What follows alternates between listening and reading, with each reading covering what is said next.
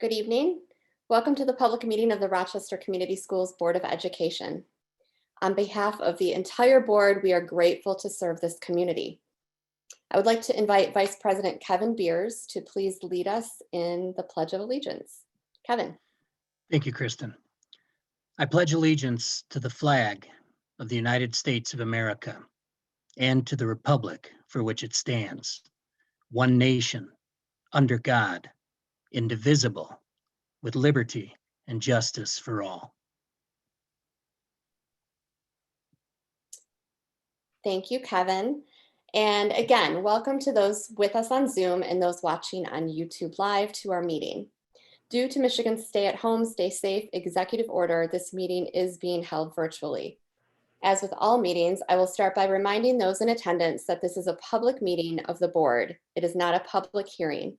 As such, we will not be responding directly to questions from the public.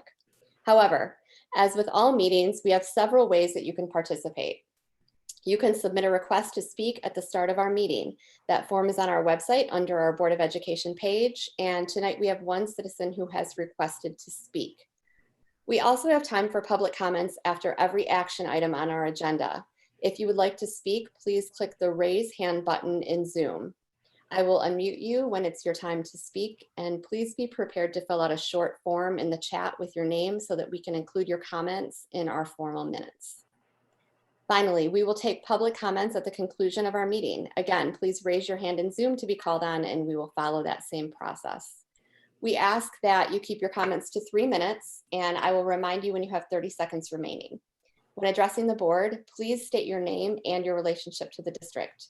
Again, on behalf of my colleagues on the board, we are grateful to serve this community and we appreciate your support.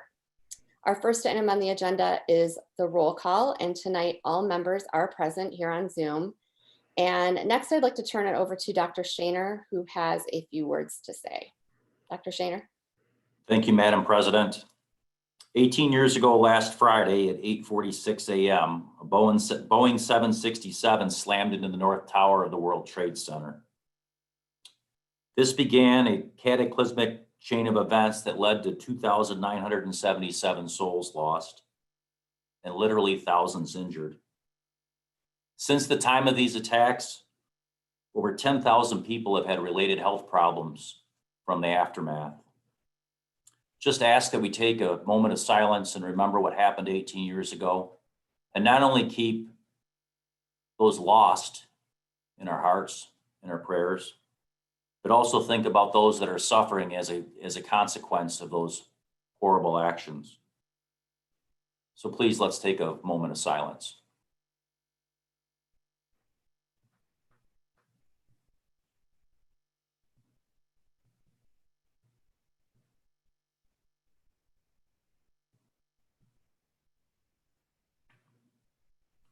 Thank you. Thanks, Dr. Shaner. And the first item on our agenda is Spotlight on Success. And we have 2 items that we are going to spotlight tonight. And I am going to turn this over to Lori Grind to tell us more. Thank you, Kristen. Good evening, everyone. So tonight I would like to introduce Mr. Scott Little. He is the Michigan School Business Officials Associate Executive Director. And I'd like to introduce Mr. Brian Marcel. He is a CFO and MSBO board member. He's also the Assistant Superintendent for Administrative and Support Services for the Washtenaw Intermediate School District. Gentlemen, we also have Pete Musio with us tonight, and I believe you have a very special presentation for him. I'll let you go ahead and take over from here. Great, thank you very much. It really is an honor to be here tonight on behalf of the Michigan School Business Officials, or MSBO as we finally refer to it, to recognize Pete Musio, the Rochester Director of Capital Programs and Facilities, for being awarded the MSBO Meridian Award.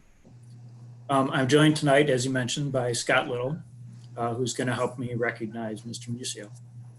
The Meridian Award is a special recognition that MSBO has of awarding and acknowledging successful practices in all areas of school management and education, and in this case, in the facilities area. The consideration for the award includes not only the benefits that it would bring, in this case, to Rochester Community Schools, but also the applicability of that to be shared amongst other school districts, so that the effort can be duplicated or that other districts might be able to draw something from that. The Meridian Award winners will be spotlighted in our future issues of the MSBO E-News and Views. So you'll be able to see it again if that gets forwarded to you. With that, I'll turn it over to Scott and let him talk a little bit more about what specifically he's awarded the award for. Thanks, Brian. Good evening, everyone. As Brian said, I'm Scott Little, Associate Executive Director at MSBO. And in my role at MSBO, I primarily work with our members who are in leadership roles in the areas of facilities, transportation, and food service. So I always enjoy presenting Meridian Awards, but I especially enjoy presenting them when they have something to do with facilities or transportation and food service. So tonight is a special treat for me.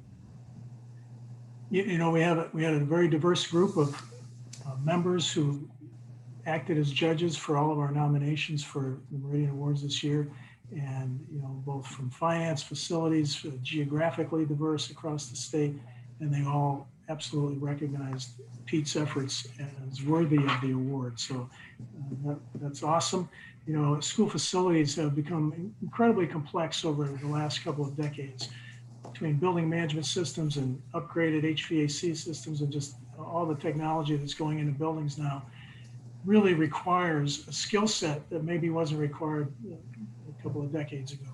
And so Pete's efforts to not only retain current talent, but to attract new talent is commendable. And to implement that restructuring of his department, along with ways to incentivize for good performance from a compensation perspective, this is really outstanding.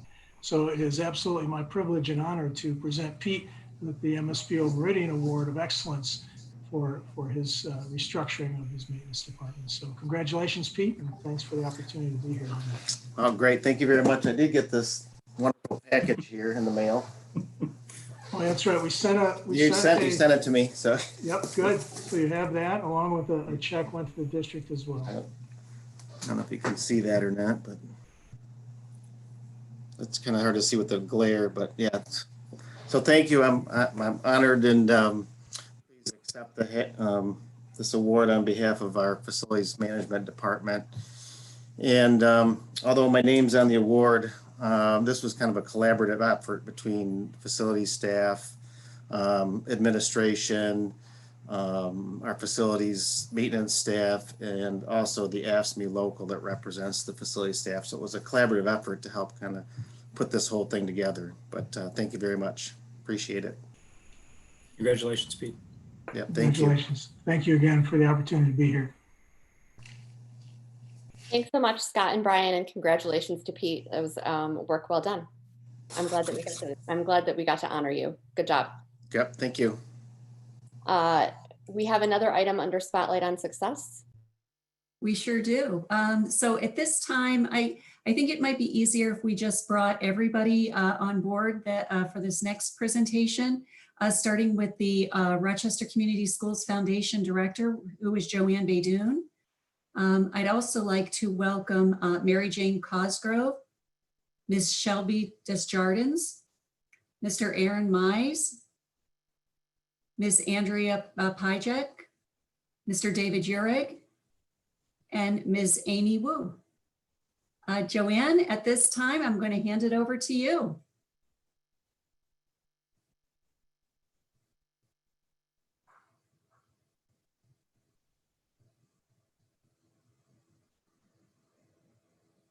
Do we have Joanne Baydoun on? There I am. Hi.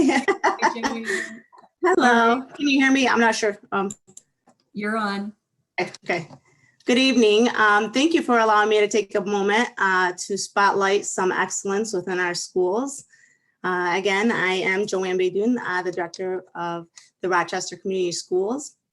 So we have the Excellence in Education Award, and it was developed by the Rochester Community Schools Foundation in 1997. through a very generous donation by Marie and John Pino of the Pino Insurance Agency.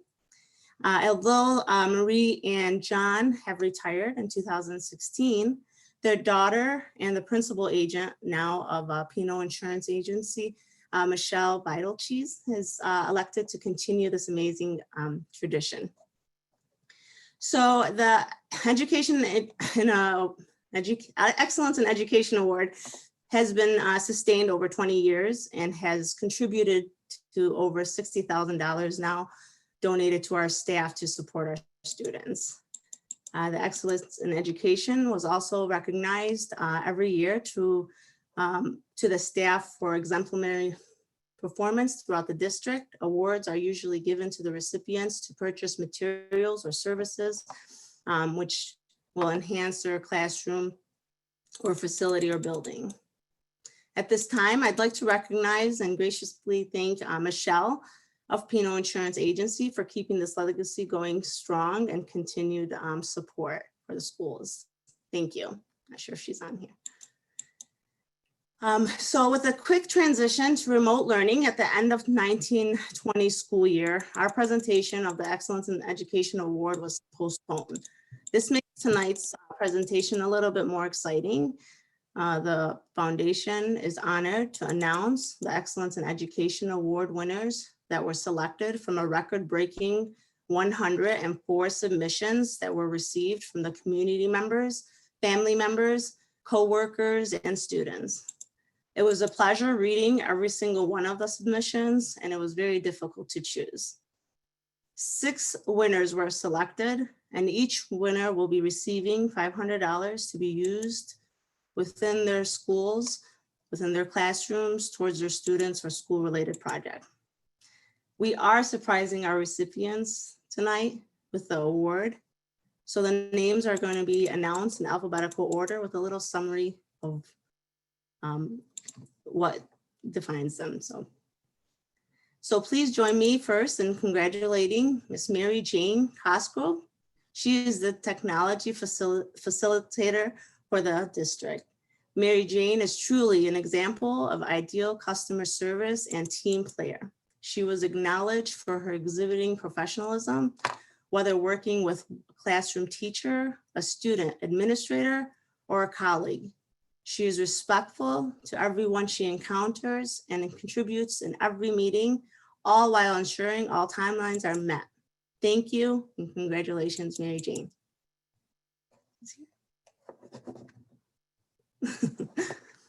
Mary Jane, would you like to say a few words? Yes, I'd just like to say thanks so much. I didn't realize that's why you invited me to the meeting tonight. I thought it was to ask questions about the virtual campus. So I'll have to get that person to bamboozle me. Thank you very much. I'm very honored. Thank you so much. I'd also like to say about the virtual campus, there's a lot of people involved that made this happen. So specifically, I'd like to mention Oakland Schools, Laura Cummings, and Matt Whale. So without them standing up sites, we wouldn't be here today. Thanks very much. Thank you. Our next EEA recipient is Ms. Shelby Desjardins. She is a teacher at Hugger Elementary. Shelby's nomination states that she exhibits unique dedication by consistently going the extra mile with her students and her families. Even in the event of a pandemic, with just a few short days to transition to remote learning, she worked tirelessly to make sure that her classroom, Google Classroom, was stellar. She even went above and beyond and voluntarily created videos for her families to teach the students at home. The nominators said that RCS should be aware of the amazing, unique, and dedicated person that they have amongst them and the difference she makes in her students' lives. Congratulations, Shelby.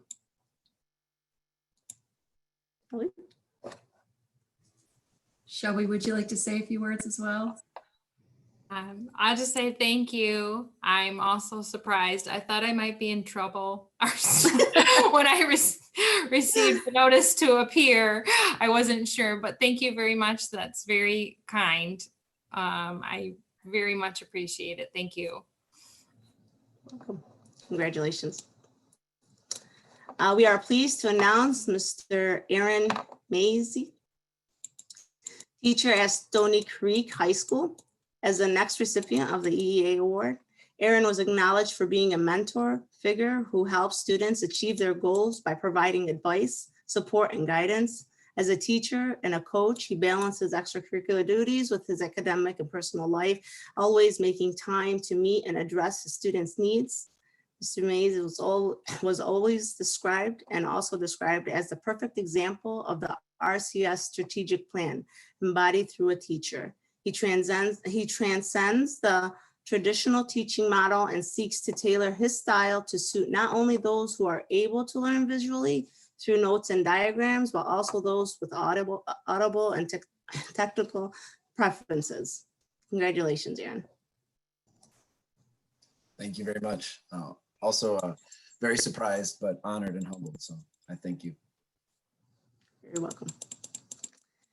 We are pleased to announce that Miss Andrea Pijek, music teacher at Longmeadow Elementary, is the next recipient of the EEA Award. Andrea was described as a master teacher whose music classes were well planned, using her thorough knowledge of child development patterns to effectively reach each wide range of learners from kindergarten to 5th grade. Her students practice and then they perform in front of each other. They stop, they listen, and then they applaud their classmates' work. A community of learners is created in her music room that is based on respect. She personifies the RCS beliefs in action by embracing a yes before no attitude. Congratulations, Andrea. Oh, thank you so much. My goodness, I wasn't expecting that. So thanks so much to everybody. I think we're very fortunate to be able to do what we do. And I have a wonderful elementary music team that I just am so thankful for. So shout out to them. Thank you. You're welcome. Congratulations. Next, we are pleased to announce Mr. David Urick, band teacher at Rochester High School, as the next recipient of the 1920 Excellence in Education Awards.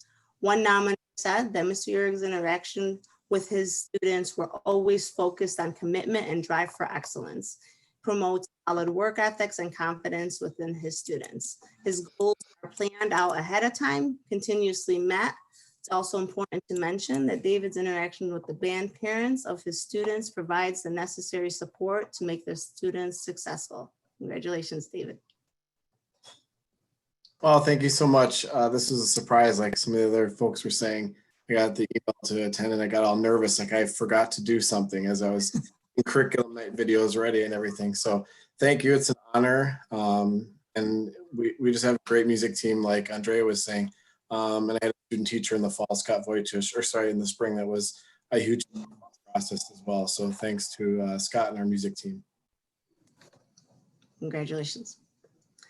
We are pleased to announce Miss Yingming Amy Wu, RCS secondary Chinese teacher, as the final recipient of the Excellence in Education Award. Amy received 8 separate nominations from parents, coworkers, as well as students, who described her as a teacher with passion for her students and the subject that she is teaching. She outlines her expectations with the class and does a great job of setting up a structure that encourages learning. She represents the Chinese knowledge and culture that every student remains engaged, interested, and focused. Learning another language can be very difficult, but she uses movies, songs, cooking lessons, even field trips to a local Asian market to keep the kids engaged and having fun while learning. During this summer, Amy successfully completed and required 60 hours of intensive coursework and class activities for the Class Master Teacher Development course she voluntarily signed up for to keep current with trends and best practices in the field of world language education. Congratulations, Amy. Thank you so much. It's a big surprise to me. This is a huge honor for me to receive this incredible honor. Thank you so much. My goal here is to motivate and attract more students to learn Chinese. I believe this award will only motivate me to be a better teacher in the future. Thank you so much. Congratulations. Thank you. The funds will be available, again, $500 to each teacher, and a glass award that Pino has donated to you that will be also sent to your schools. Thank you.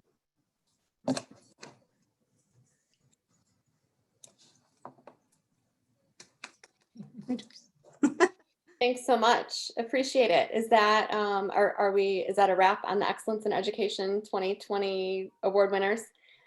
Well, thank you. And just, you know, to all of you award winners, sorry that you were maybe led to believe that you were presenting, or I don't actually know what you were told, but it's really awesome to hear the stories. I love this award because the nominees come from your colleagues and parents and the people that work with you every day. And so I really hope that you appreciate this and that you take it as just, you know, a small gesture of the work that you do every single day for our students. And on behalf of the board, we very much appreciate your work.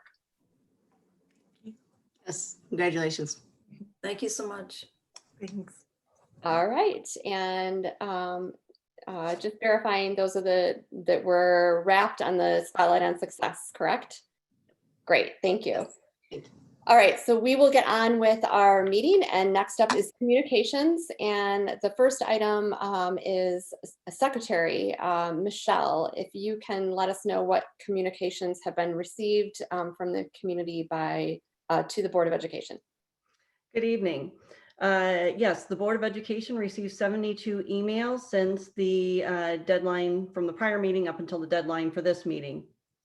And I will apologize for any names that I do mispronounce. First, we had district parent Praneet Burge address the board regarding the virtual campus course content. Then we had several district parents, students, or community members who addressed the board regarding the return to school. And those included Anna Quinn, Shemaine Hamlin, Amy Ferrara, Jessica Black, Patrick Butcher Jr., William Zelonka, Michelle Sharon, Sylvia Operti Considine, Wayne Freeman, Brittany Freed, Chad Lambert, Jean Vargo, Lori Baggett, Shireen Forey, Lori Madigan, Eric Engblom, Julie Denby, Julie Doell, Ronald David, Tina Shafrick, Sarah Pogasic, Gretchen Hebekuzer, Deanna Harless, Kimberly DeChazal, Marco Pirabon, Renee Evans, Catherine McLaughlin, Grace Burns, Julie Parks, Elizabeth Barkham, Alicia Serqua, Annalie Lori Paul, Danielle Flores, Alina Dinverno, Dr. Chad Kovala, Melissa Kovala, Amy Ackerman, Hillary Warner, Priscilla Albro, Adam Burns, Colleen Mesta, Stephanie Barnes, Marty Pavlik, Gina Chase, Tracy Jewell, Aaron Arnaz, Aaron Boussard, Dawn Blanchett, Catherine Shepard, Leanne Deschazal, David Anison, Jamie Moore, Robert Silagi, Amy Ackerman, Natasha Elzerman, Jamie Freeman, Clark Skinner, Cindy Branoff, and Amy Irish. We also heard from district parents Rima Alamati and Laura Dawood, who addressed the board regarding registration for the virtual campus. And district students Connor Hicks and Kylie Ward addressed the board regarding closing ACE for the 2021 school year. And that's the end of the communications. Thanks so much, Michelle. Next item under communications is citizens requesting placement on the agenda. And we have one citizen who has requested to speak, Lori Baggett. And I believe that we are bringing her up right now. Lori, if you, you can unmute yourself and you can either choose to be on video or off video. It's up to you.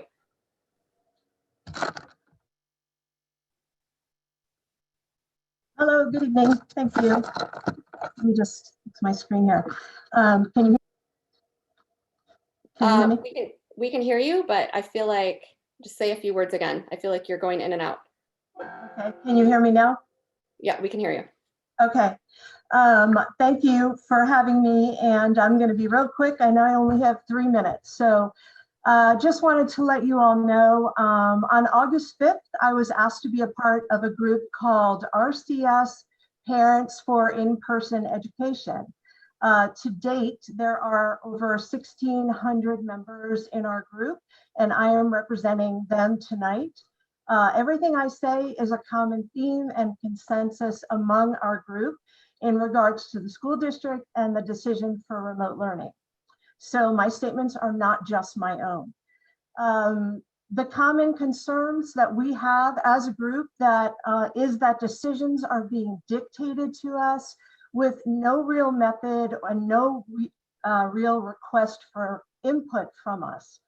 Your method of communication with the public, particularly those parents who wanted in-classroom education, is really non-existent except for the presence and comments at board meetings and occasional phone calls from your representatives. We recognize that all stakeholders are important in regards to this decision, but none are more important than the kids in your district. They are the very reason for your existence. When our input was requested and our votes were needed last November for the sinking fund approval, we were contacted nonstop to please vote yes for that. Where is the same consideration when, for the most part, the majority of us wanted our kids to start in the classroom? When it comes to safety and the health of our kids, we know what is best for our kids. We live with them, we see their health, their welfare, and their well-being regarding education, and it is suffering. Our decision in electing in-person education was based on balancing this and with all other factors, and it was not made lightly. All of your indications and positiveness, including the 3 videos presented at the end of July, seem to point towards balancing all the stakeholders to this issue. On August 5th, with no real clarity as to what the phrases meant, like when it is safe and the complexity of the situation, there was no evidence of the vote that was taken, no deciding factors that pointed to why we were starting remote. In fact, your resorting to remote learning seemed to indicate that it was only after we started in the classroom that we would go back to that, given phase 1, 2, or 3 pursuant to Michigan. We feel because of the lack of transparency, we have nothing else to go on but the notion that we underestimated you and your ability to return to in-classroom and get the job done. If we had known back in June and July, the list on the plans that were not yet done or not yet created, you would have been hearing from us then. We also feel you clearly underestimate us as a community. We do not want to have to do FOIA requests or turn to the courts like other groups. We want to be included in the decision-making and have more input in the decision-making. We want to be afforded the same consideration as teachers, unions, custodians, bus drivers, etc. Lastly, it is hard to imagine, given the resources that our community has and the wealth and education level of the parents in this community, that a return to brick and mortar could not be attained. Most of us work in the private sector where you get the job done. Please avoid saying that we've never done this before. Nobody has ever done this before. Our kids have never had to do this before. There is no excuse for the past delays, but the charge now is to get it done. We expect you to work 24 hours every day and on the weekends to fulfill this mission. Thanks. Thank you.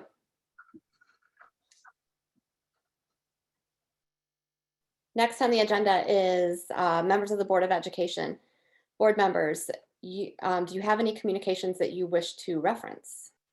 I'll just let you raise your hand and chime in here.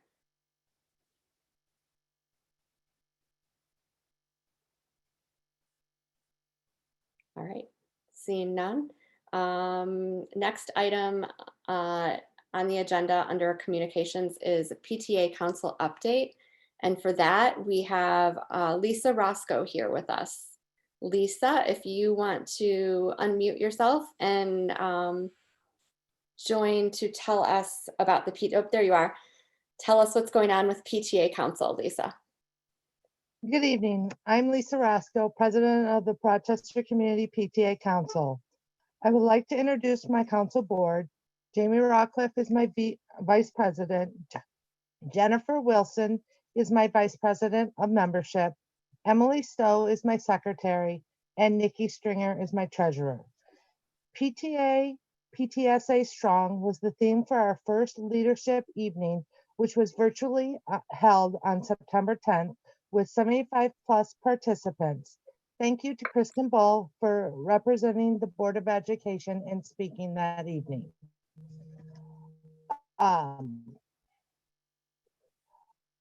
Our next council meeting is on September 24th at 7 to 8:30 p.m.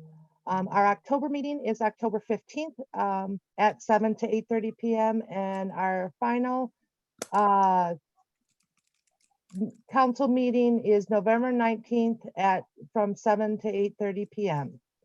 And just want to reiterate, something that my VP of membership reminded me today.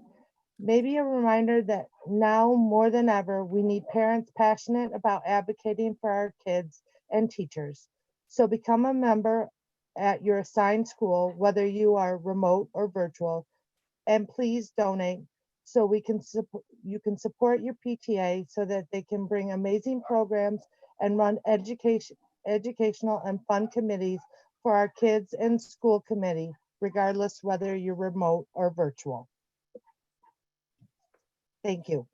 Thank you, Lisa. We appreciate the partnership of the PTA Council and of all of the school building PTAs. We appreciate all of the PTA leadership and all that you're doing right now to pivot in this virtual environment, all of your events and especially your fundraising efforts. So appreciate it, and let us know what else we can do to help. Thanks, Kristen. Next on the agenda is the consent agenda. All matters listed under the consent agenda are considered to be routine in nature by the Board of Education and will be acted upon by one motion. There will be no separate discussion of these items. If any member of the board or any citizen requests a separate discussion of an item, that item will be removed from the consent agenda and will become the first item of business under the new business portion of the agenda. Item A, current bills payable for July 1st, 2020 through July 31st, 2020. Item B, current bills payable for August 1st, 2020 through August 31st, 2020. Item C, Board of Education hearing minutes for June 15th, 2020. Item D, Board of Education regular meeting minutes for June 15th, 2020. Item E, Board of Education special meeting minutes for July 27th, 2020. Item F, Board of Education work session minutes for July 27th, 2020. Item G, Board of Education meeting minutes for August 10th, 2020. And item H, district-wide professional development advisory committee, that's the membership list. Does any board member, first I'll take does any board member have any item on this consent agenda that needs to be removed for discussion? Or does any member of the public have any item that needs to be removed? Seeing none, I will take a motion to approve the consent agenda. Moved by Kevin, seconded by Barb. All those in favor say aye. Please unmute yourselves and say aye. Aye. Aye. Aye. Opposed? And that passes 7-0. Thank you very much. Next, we have reports, and we have 3 separate reports tonight. And our first report is Superintendent Committee reports. This is an informational item, and looks like Dr. Shaner, Matt McDaniel, and Elizabeth Davis will be reporting. Dr. Shaner.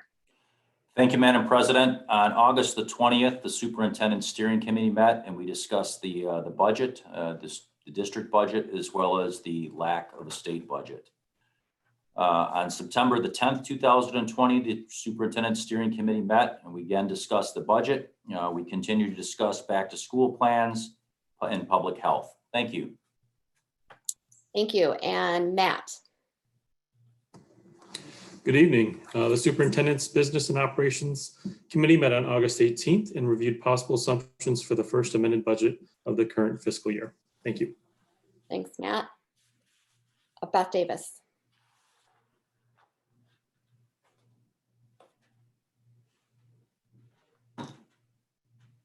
Be muted, Beth. Yeah, I think Beth is muted. Is anyone else able to give a report on the Superintendent Policy and Curriculum Committee meeting on August 18th? Kristen, I can take that one as well. Great. I can. Oh, here she is. Sorry. That's okay, Beth. Okay. So on the August 18th, the Superintendent's Policy and Curriculum Committee met, reviewed the budget, as well as back to school plans. Thank you. Thank you. Item B, bond construction update. This is an informational item as well. Pete.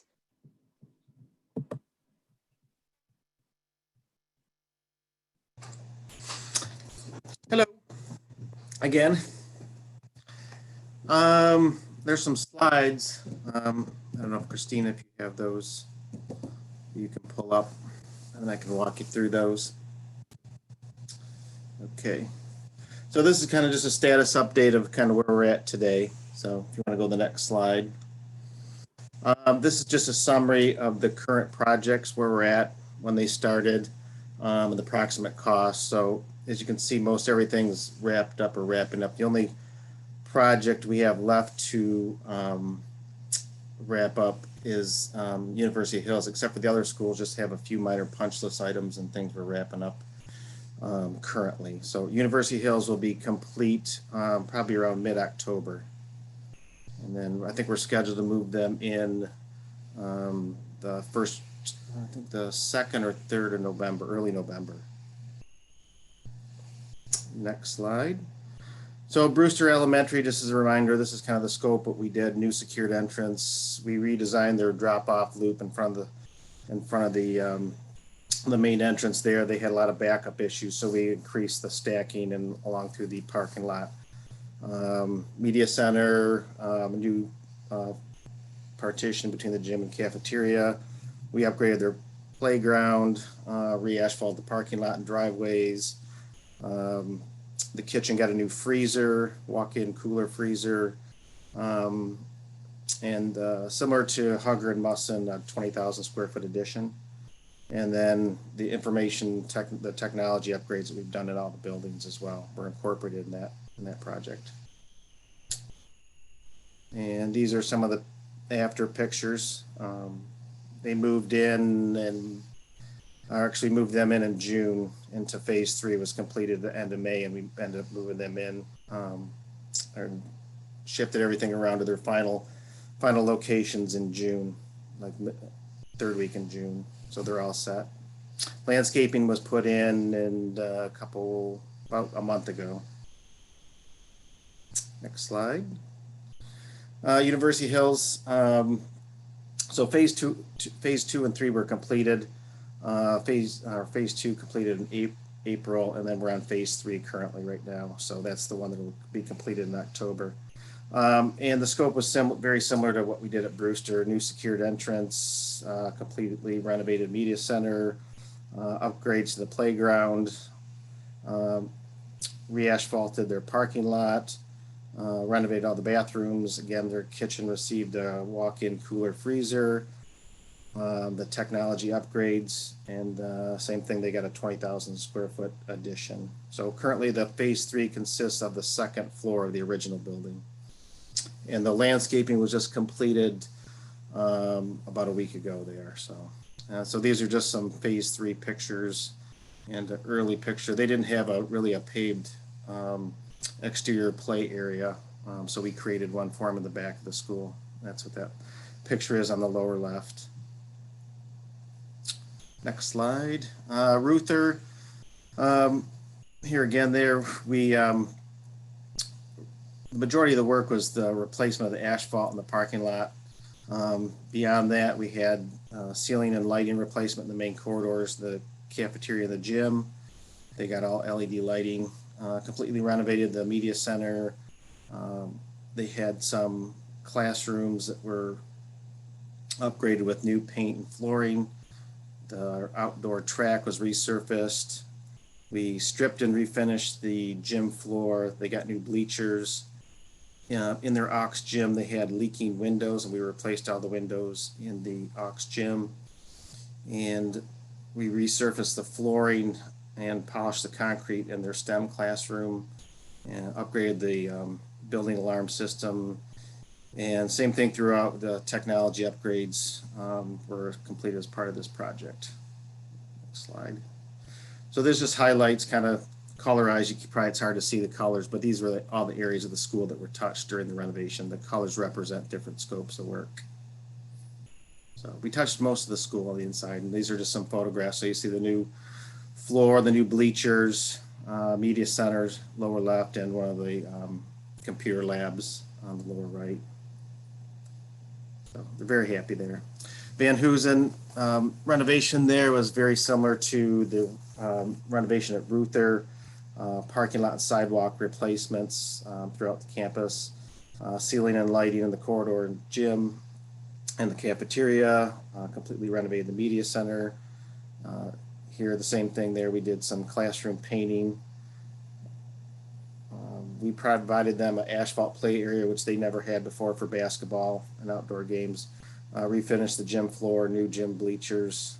Similar to Reuther, replaced the Aux gym windows. At Van Hoosen, they got a mat hoist that was added to hold their wrestling mats above the floor, because right now they were just stored in a corridor. Replaced the parking lot, like I said, the exterior LED lighting. Resurfaced the floor in the STEM classroom, upgraded the building alarm system, and then the technology upgrades throughout the school.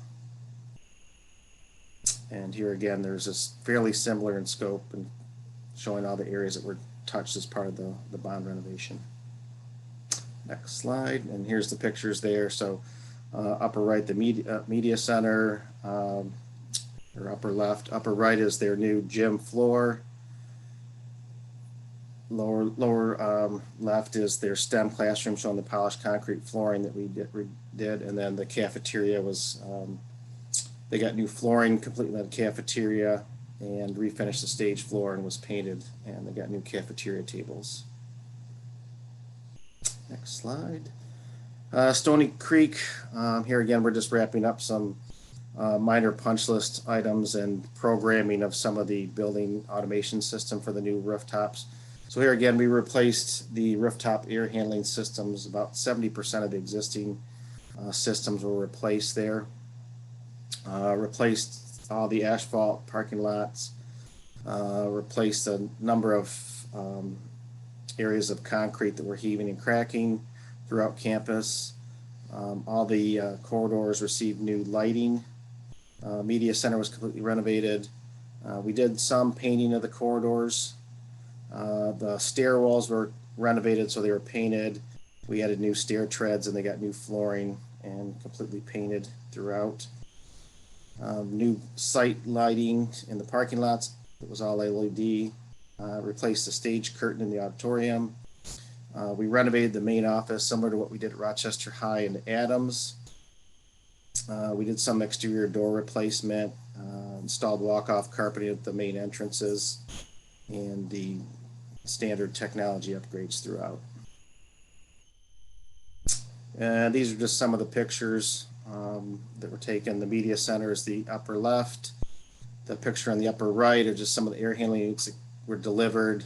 They came in sections. They were staged in the parking lot, and then they were craned up on the roof and they were assembled. So each air handling section probably had 7 or 8 parts to it that were assembled once they were crane lifted onto the roof and into the penthouses.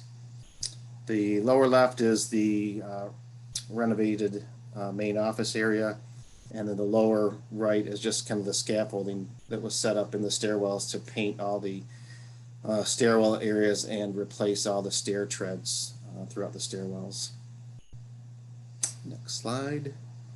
And then these are just the technology projects and systems that were completed and renovated throughout all the buildings during the renovations. Next slide.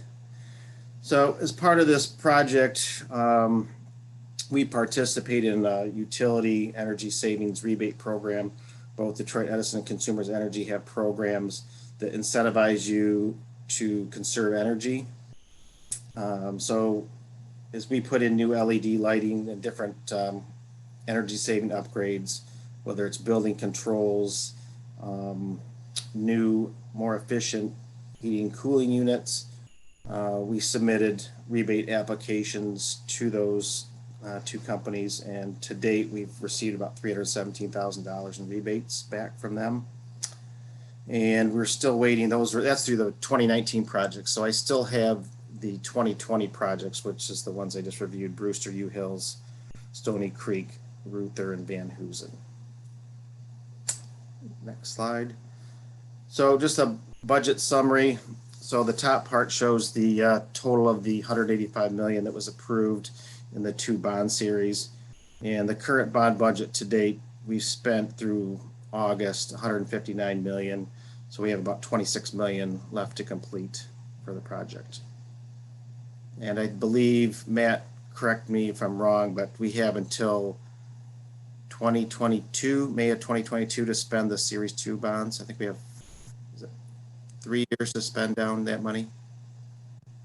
Correct, to spend down the bulk of that money. Yep. Yep. Okay. Administration building, just to kind of give you a feel for what's going on there, because that was kind of part of the bond program to do some renovations there. You can go to the next slide, Christina. So we did a building assessment, kind of just to get an idea where we're at. Again, the monies that were in the bond program didn't really even come close to addressing all the deficiencies in this building. So these are some of the major deficiencies that were noted. As part of the building assessment, I hired a group that came together, a construction manager, an architect, a real estate company, and a real estate appraiser to help look at the building. So they did some walkthroughs and some detailed investigation of the building. These are some of the things that came up of the deficiencies of the building. So they discovered significant exterior wall leaks where water's coming into the building. A lot of that is above the lay-in ceiling that we can't see above there. Here again, when this building was built, it used to have 12-foot high ceilings. Now we have 8-foot high ceilings. So there's 4 foot above the lay-in ceiling that's no longer exposed. So as they were doing some investigations, you can see the old plaster work and some of the brick that's starting to fail up in that area, because that's no longer conditioned space like it used to be. The exterior atrium by the main entrance to the building's severely leaking and needs to be completely replaced. The entire roof needs to be replaced. All the windows basically need to be replaced. They have leaking seals. A lot of them are fogged up. If you walk through the building, you'll see they leak badly as well. Most of the stairwells in the building do not meet current fire or ADA codes, so they would have to be completely renovated to brought up to current codes. None of the restrooms, there's not one restroom in the building that meets barrier-free or ADA codes. So those would have to be completely gutted and renovated, and additional space taken over just to expand them to allow them to be even compliant with barrier-free access. I listed elevator needs to be replaced, but it's elevators. We have 2 passenger elevators and a service elevator that are failing and need to be replaced. All the HVAC equipment in the building really needs to be replaced. It's 30+ years old. Here again, the last time this building was renovated was 1989. So these HVAC units typically last 20 to 25 years, so we're well in excess of that. That would include the boilers too. The boilers are 30+ years old as well. Plumbing fixtures and water heaters were recommended being replaced within the next 3 years. And the fire alarm systems no longer compatible with existing systems, so it's hard to get it repaired. So that's kind of just a thumbnail sketch of some of the deficiencies that were brought to light as they walked through the building. And that's about it. So I didn't know if anybody had any questions or needed some more information. Pete, I'd just like to point out that that $26 million that's left, that's not designated for the administration building. There's, 3.5 million, I believe, that was designated for the admin building. Correct. Well, there's 10 million remaining for technology projects, as well as some outstanding bills for the projects that were completed over the summer that you mentioned earlier. Correct. Barb, you had a question? Yeah, Pete, I was wondering if you could just speak to the admin building. What is the capacity of the building and in total, if you happen to know that offhand? And how much are we utilizing it in terms of the space that's available? Currently, the footprint of the building is about 30,000 square foot per floor, and there's 3 levels, so it's about 90,000 in total. There's 121, I'm trying to remember offhand, but about 121 people that work out of this building. And I would say all the space is being used because it exists today. So they're utilizing most of the space right now. There's very little vacant space. There's a lot of space that's used for storage. Mm-hmm. So if you were to put, I mean, obviously they gave you a laundry list of some pretty substantial fixes. So if you were to have to put a guesstimate on what that number might be to address those very issues that were presented to you, do you have any indication of what that might be? Yeah, it'd be probably about in the $20 to $23 million range to address that. And the site deficiencies, the parking lot's failing as well. They didn't really touch that, but that was part of the bond, was having some of that repaired, but a lot of it's totally replaced. Yeah. So, and then just one last question. Mm-hmm. How does that compare to the actual value of the land that it sits on? Well, we got one appraisal. The company that did the appraisal seemed like it was kind of low. They kind of targeted like 1.7 million, but I think it's probably worth more than that. But that's what they got some comps of that, but it was about 1.7 million. That's including once you were to remove the building and do all the abatement of the building and get it ready for demo and clear the site. So worth about 1.7 million after that. So that was a year. And Pete, that's just the way the real estate people looked at that. That wasn't correct. That wasn't the plan by the district. We asked the real estate folks to give us their best estimate on what it would be worth and how it would be most marketable. But there was no plan going into it. We asked the real estate company to give us their best estimation of it. Yep. I mean, obviously that's quite a laundry list of things.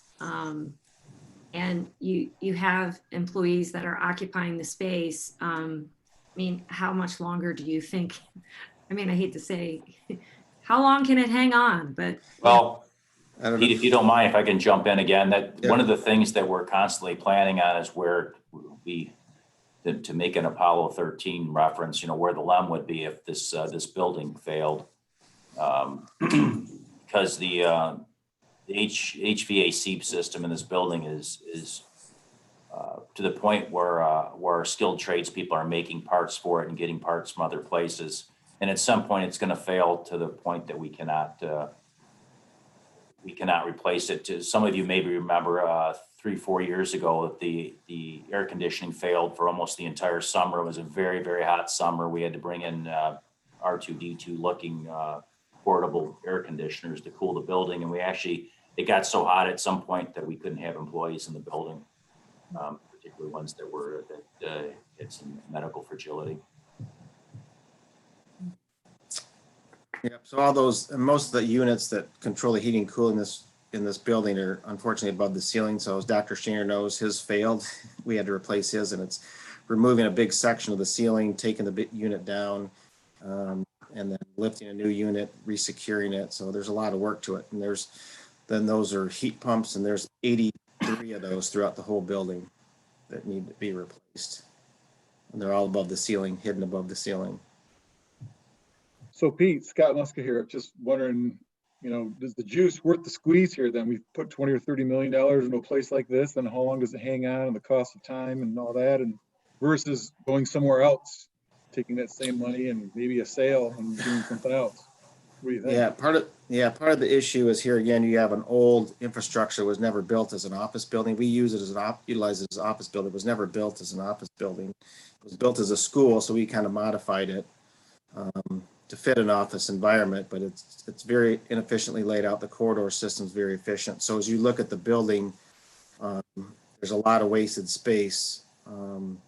And programming for a new space, we projected we would probably only need like a 50,000 square foot building. It's almost half of the square footage we have now.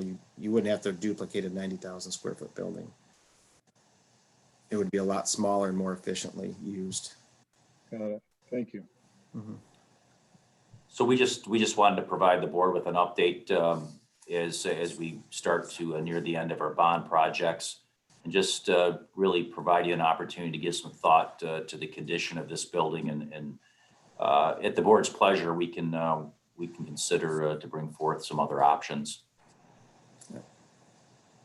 Yeah, thank you. And I do appreciate the update and the look at where we've been and what's still in progress. Appreciate all of the details, Pete. Thank you. Okay, yep, you're welcome. Our next item on the agenda is item C under reports, is our extended COVID-19 learning plan update, which is an informational item as well. And I think Dr. Shaner is going to also take that one. Yeah, thank you. I'll start it off, and then I'm going to share out with our team here. Before I begin, though, I do want to take an opportunity to extend gratitude to our entire team, our teachers, our support staff, our administrators, who have been working tirelessly around the clock as we in a very short period of time launched a virtual campus using our own skilled teachers and administrators, and also planned for remote / in-person, depending on the need at the time. It was a very, very heavy lift. You may be aware that the governor put out her return to learn plan on June 30th with the intention of moving the state into phase 5 on July 4th. And that never happened. But I just want to take an opportunity, because we don't do it enough. There's so many people, literally hundreds, that put in countless hours, 7 days a week, quite often into the wee hours of the morning, and they still are working diligently to make sure that these systems were up and running to the best of our ability. We certainly wouldn't say, we never would at Rochester Community Schools, that not having our children in front of live, highly skilled, caring, loving teachers was optimal. But we did feel, as we looked at the totality of the circumstances, the health data that we had at the time and the health data that we didn't have at the time, to move into remote learning. And later on, at the end of this, I'll give a little bit of information regarding our next steps as we communicated with our community and our employees today. But really what we want to focus on first is really what's gone on since the beginning of school. I know through COVID, we all feel like we're living dog years, but realistically, we are really moving into our first full week of instruction, although it's very taxing on everyone involved. Had the opportunity to visit a number of buildings again today. Stopped in on Joe Glazer over at Stoney Creek High School teaching one of his AP classes, and I can tell you they're working diligently, and that classroom of kids was engaged. So what I'd like to do is really just pass this off to Debbie at this point and talk about really what we're doing in special ed, what we're doing in technology, secondary education, elementary, and then I'll wrap it up at the end with a little bit of information regarding what we're dealing with public health, what we're dealing with in terms of moving forward, and our plans to bring our recertification of our plan to the board in a work session on September 28th, followed by a special meeting thereafter for action. So Debbie, if you would, thank you. Thank you, Dr. Shaner. I appreciate it. Thanks to the Board of Ed, and thank you to all the community members and staff who are joining us this evening to listen and learn and share in this partnership as we move forward for our kids. Dr. Shaner is correct. We miss our kids desperately, and we are so incredibly proud of everyone who's making opportunities for kids be the very best they can be under these circumstances. What we'd like to do tonight is I have my esteemed colleagues from different quadrants of curriculum doing some high-level showcasing of what isn't currently been put in place for the board to see, along with some of the opportunities that we're moving forward with at a huge commitment. We have invested COVID task force members. We have Team Rochester, as Dr. Shaner said, we have hundreds of people working diligently to provide an area for our students to come back, to be safe, for our staff to come back, and to mitigate the risks that would be afforded. So I'd like to introduce my first colleague, our Special Education Executive Director, Ms. Concetta Lewis, to speak briefly on our special education programming and some opportunities for families to note as well. Thank you, Concetta. All right, thank you, Debbie. Good evening, Board of Education and Dr. Shaner and colleagues tonight. So tonight I want to talk a little bit just about some things that we've been doing that have gone well as we've started this school year. One thing that I'm very proud of is for our youngest learners and families, students in our early on program, which serves children age birth to 3, those programs have continued without any change. We're doing them remotely, but that program is designed to coach parents. So they've been able to maintain their services, complete evaluations, meet timelines. So there's really been no gap in service for our children in birth to 3, and that we are very excited and very proud about, that our team was able to switch and manage those services in a new way, but still continue to provide great work for our families. The other thing that I'm very proud of our staff is that for every student that is in remote learning, we have been developing what is called a contingency learning plan. And this is something that MDE put out guidance about what these should look like, what should be in them, essentially like a couple of days before school was starting. And so we shared that information with staff members and were excited. There was no pushback about developing these plans. They understood the importance of it. And so within these plans, it details information, what services and supports each student with an IEP will receive, when they will receive that services, and who will provide that support to them. So that is another very exciting piece that we didn't have last spring that we have this fall for students in remote learning. The other thing that we've done is provided support and developed a whole team to provide services for students that have IEPs but are enrolled in the virtual campus. So we do have students in the virtual campus that receive resource support, speech and language services, social work services, occupational therapy. And so we are working to provide full support for the students within that program. And we have students across the continuum, visual impairments, students with autism, students with specific learning disabilities, speech and language impairment. So it's a broad continuum of students and services in that program. The other thing that I'm very excited about is this week, we have started to do some in-person special education evaluations. We had many evaluations that were held over from last spring. So this week, our teams have started to bring some of those students to buildings to complete those. And that is for our younger students that are in the ECSC program through our post-secondary program. So I'm very excited about that. And then this week, we've started having conversations with our teams about the structures and supports and just making sure that we're dotting every I and crossing every T as much as possible when we welcome our students back. So I'm really excited about that, having conversations with Tanya Regmont, our school nurse, just to make sure that each step of the way we are following appropriate health and safety guidelines to mitigate risk. In terms of things just to be mindful of, or things that we will continue to remind parents of, you heard me talk about the contingency learning plan. So this means that teachers, there's a lot of paperwork. Even students that are entering into the virtual campus, we have to have IEP meetings and have conversations for those particular students. So our staff members have lots of mandated and compliance pieces that they are putting into place. So we're asking families to kind of be patient as we get this started off. Typically in a school year, it might take, under normal circumstances, a social worker 2 to 3 weeks to kind of get a schedule together, consulting with gen ed teachers, resource teachers, but they've gotten schedules together. They've been seeing students already.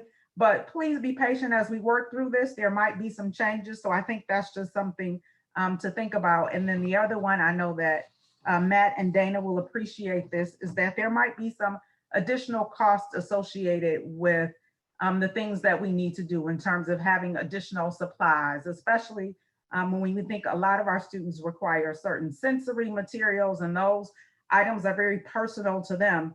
So ensuring, typically we might be able to just wash them in between, but we may not have time. So we might have to have some additional sensory items and materials in terms of sharing things inside of a classroom that we wouldn't want to do at this time. As we think about our continuation of scaling up, our occupational therapists and our physical therapists are reaching out to families this week to begin scheduling some in-person drop-in service for students that have those services written into their IEPs. So we're really excited about that.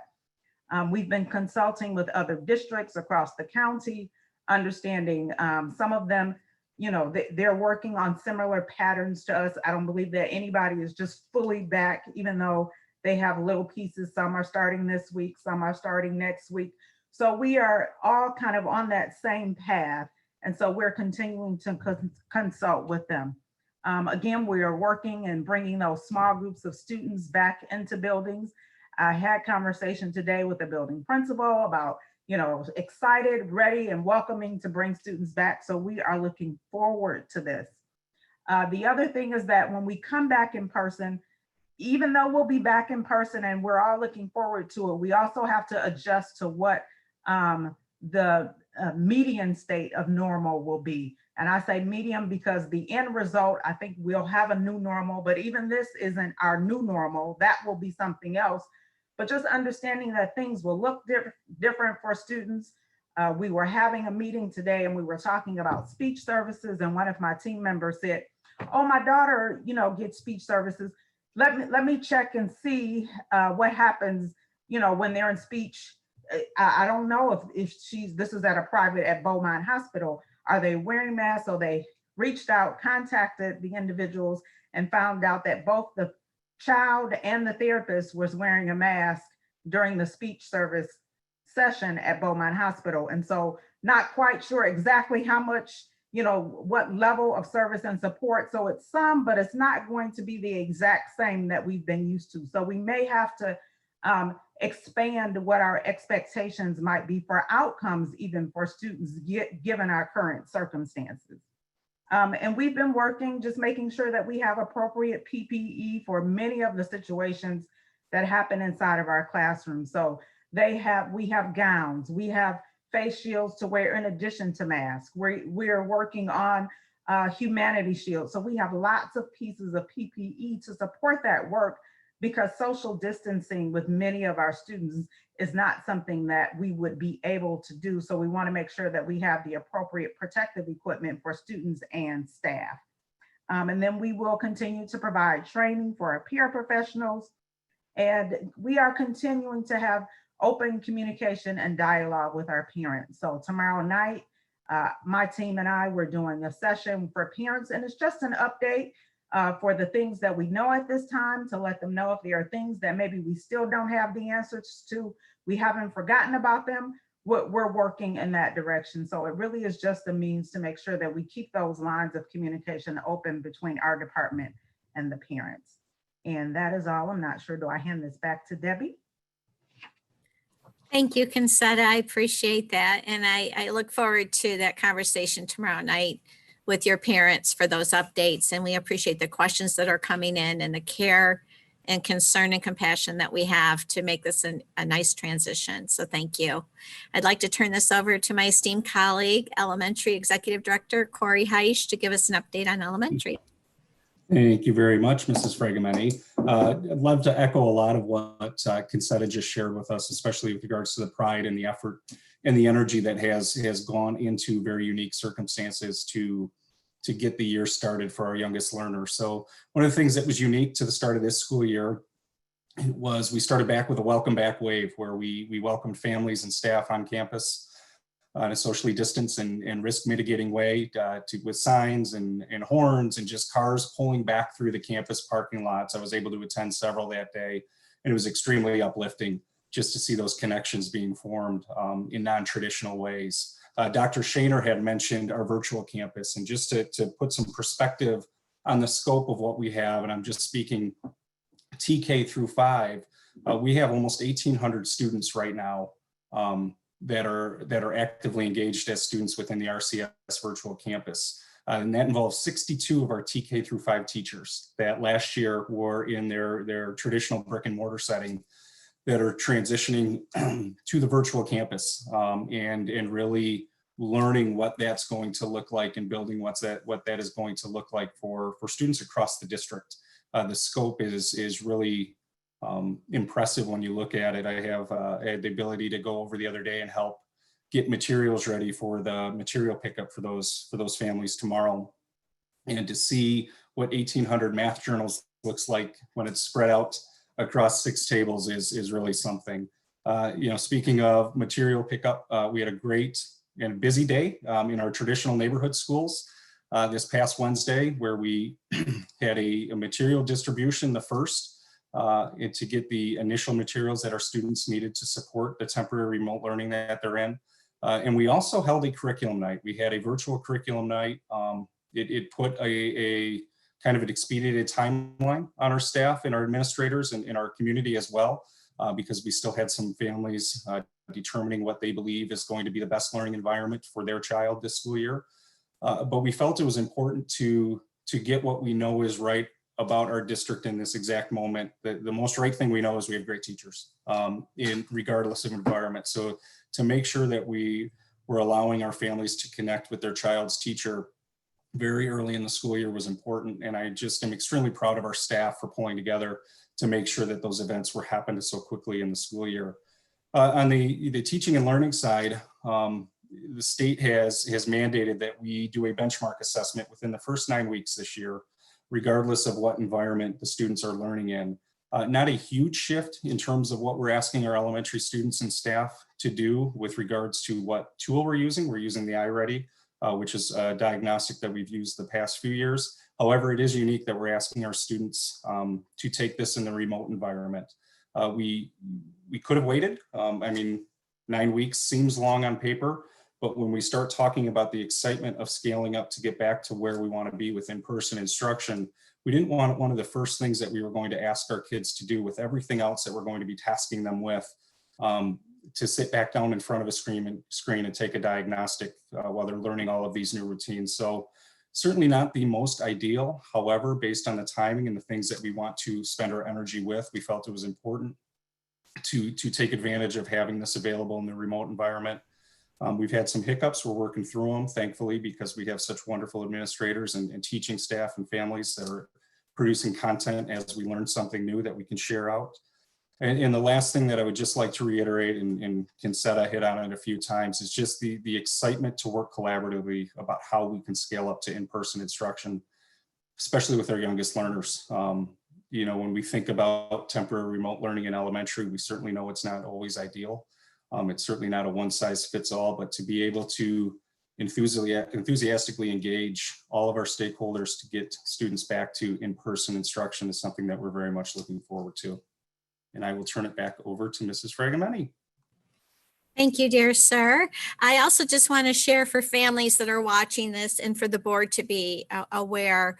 Our staff, including Corey and Concetta, are visiting other districts that are in person right now so that we can learn, we can compile information. And that's one thing that I just want to assure families that we are not making assumptions. We're studying the data, we're visiting sites, and that's a priority for us in moving forward to make sure we have a comprehensive view of how we're planning to mitigate this risk. So with that, I'll turn it over to Mrs. Carrie Lawler, our Executive Director, Assistant Superintendent for Secondary Education, all of the above. Carrie, I look forward to your conversation. I know that there's a lot of eager people to hear what's happening in the secondary world. Sure. We're having a lot of fun in secondary world. There's, I have to echo some of the things that Concetta had to say, as well as Corey. The new virtual campus has been a real big highlight for us. And I'm so proud of the work that the curriculum consultants did and getting that off the ground, and all of the teachers did. And I don't know of any other district in this area who is able to create a virtual school that is their own curriculum that mirrors the curriculum that we have in our remote / in-person school, like we have. And honestly, I know of a couple of districts who have attempted it and then put it on pause and just couldn't get it all the way finished. And I'm so proud of our teachers, because I know there was a lot of blood, sweat, and tears all summer. We had to tap people to build those courses. So no matter if you chose a virtual pathway or you chose the in-person pathway, at the end of the first semester, you're going to be in exactly the same place as all the students in the other mode of learning. So I am so excited about that and so proud of the work that has been done. So originally we thought, okay, this will be kind of, for some students who might elect this, we picked 50 basic courses to build in the secondary world between grades 6 and 12. And thought that maybe we could build 50 courses.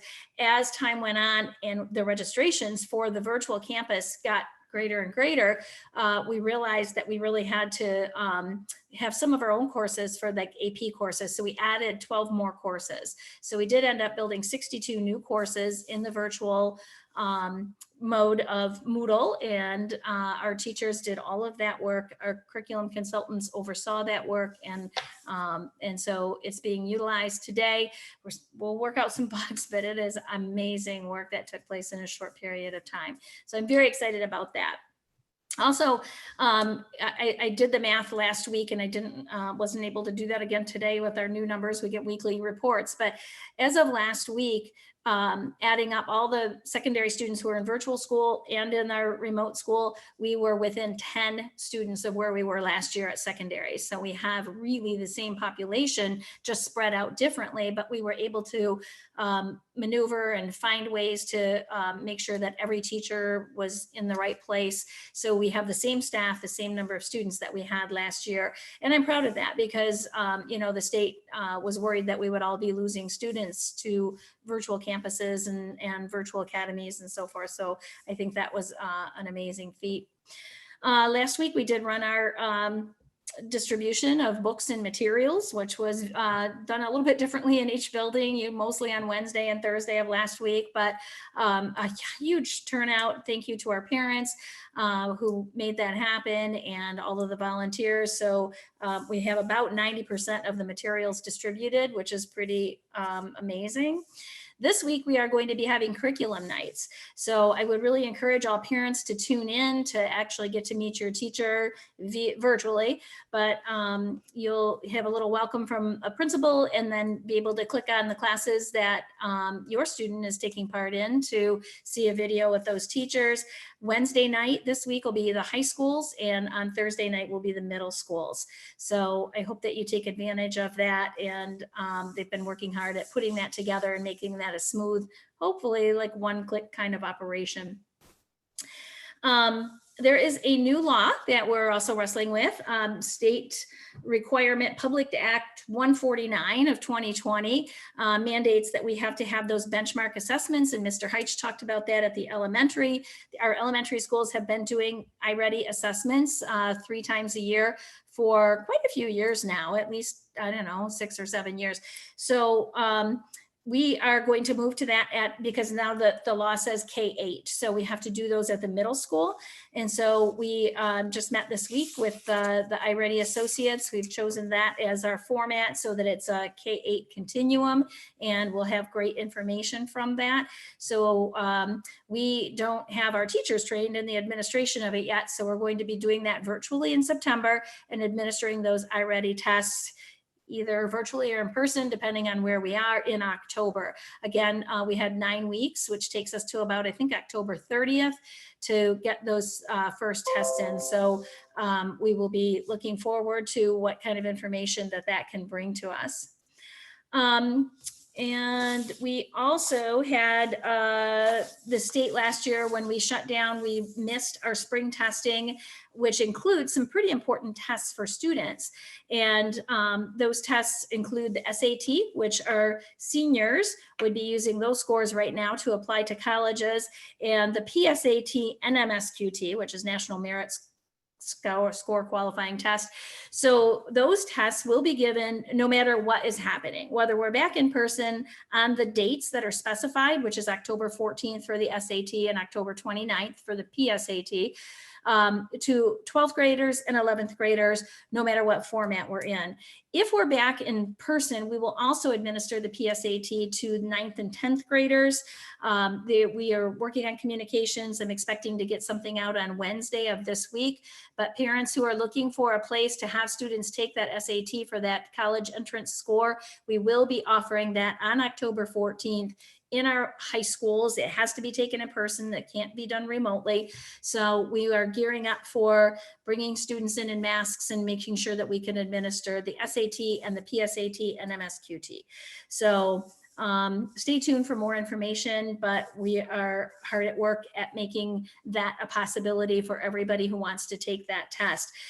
For this year only, because it wasn't given in the spring, it is not going to be school accountability for those tests, but we still would encourage all students to take those tests so that they have those scores for both national merit and for college entrance. So those plans are underway. Expect communication on Wednesday regarding that. And another big highlight at Secondary World is sports are back. A couple weeks ago, surprise, governor, okay, here we go. So we are bringing back all fall sports. We already had most of them in play, and now we will be allowed to have contests even in contact sports, as long as students are properly masked. So we're very excited about getting students back. We know how good that is for students. I think everybody can appreciate the social and the learning how to be on a team and what that can do for a student. We have to be very careful. You know, we recognize that we are going to have to utilize a lot of safety precautions, and we will do all of that. So unfortunately, the spectator crowds won't be what they typically are at a Friday night game, because the crowd will be limited to 2 spectators per athlete. So if you have a football team of, I don't know, 60 people and maybe a dozen cheerleaders or 20 cheerleaders, all of them will be able to make a list of the 2 people that they would like to attend. Those people who attend will have to be masked and at 6-foot social distance in the stands. The stands have been blocked off every other row. So it'll look and feel a bit differently, but we're very excited about the kids having that opportunity to continue a sports season. And that's at the high school. So all fall sports will continue, and you know, all of them will be competing as well. So that's a good news. A little bit of a limited or shortened season, but it'll still be a good season for all of the high school sports. We've also decided that with that, we'll bring back middle school sports as well. There are 3 fall sports in middle school, and that information will be coming out I believe, tomorrow. And then there'll be further information clarifying how you can go about signing up for sports at the curriculum night on Thursday night. So stay tuned for that if you're a middle school parent. And that would include middle school football and sideline cheer and girls basketball are the fall sports that we'll be having then. We're working just today too on clubs, bringing back all of the clubs, whether they are in person or virtual for meetings. So once we kind of get the sports handled and bringing back the clubs and you know, part of that slow startup that Dr. Shaner talked about too, and getting some practice at getting kids together and social distancing and using masks and all of that. So, and then I would just wrap up and say that we've been able to, in many instances in the last few weeks, bring students back to our virtual program because quality matters. You know, most of the virtual programs in this area are using pre-recorded, pre-programmed platforms, and we are using our own staff who built our own program, and we're very excited about that. So very proud of that virtual school and all of the work that's being done for kids at the secondary level. Debbie, did I miss anything? You captured a lot of information. The one thing I wanted that we talked about today when we were talking about secondary was as we start bringing our clubs back, elementary all the way through in the virtual environment, we're talking about opportunities for kids to participate. The other piece that I thought was pretty awesome too is that the virtual campus, and they're going to talk about this at their curriculum nights, are looking for student council kind of programs so that the virtual campus will afford those same opportunities for our kids no matter where they're learning this year. But thank you very much. I appreciate it. Absolutely. And they're also having the kids work on a mascot for our virtual campus. So we don't know what to call them yet. They've talked about virtual campus Voyagers, virtual campus Cruisers. We haven't decided. So stay tuned and we'll let you know what the kids come up with for a mascot for that. Well, with Mr. Frankowiak, the administrator over there, we all know that it will be a big hit, no question. So Fun. Yes. Thank you. And finally, from our team, Dr. Shaner is Cindy Lindner, our Executive Director for Technology and Special Projects. She's the reason we're all on this Zoom tonight. And I can't tell you enough about how grateful we are with what the technology department has put into place, because that's the compelling why.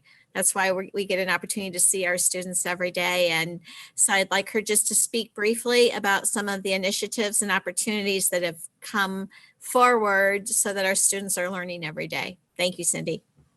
Thank you, Mrs. Fragamini, and thank you, and good evening to everybody. So when it comes to technology, there's really a lot of different facets to technology and education, and actually in any company. And our priority here is to really support student learning and operations in the district.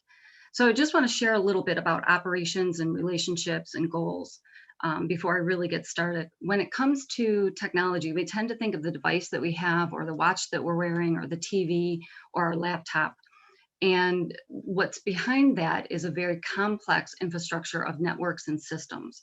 So in order for all that technology to work, we really have to have a healthy infrastructure. And that's been one of our big priorities here, so that we can really support student learning, our teachers, our students, our classrooms, our schools.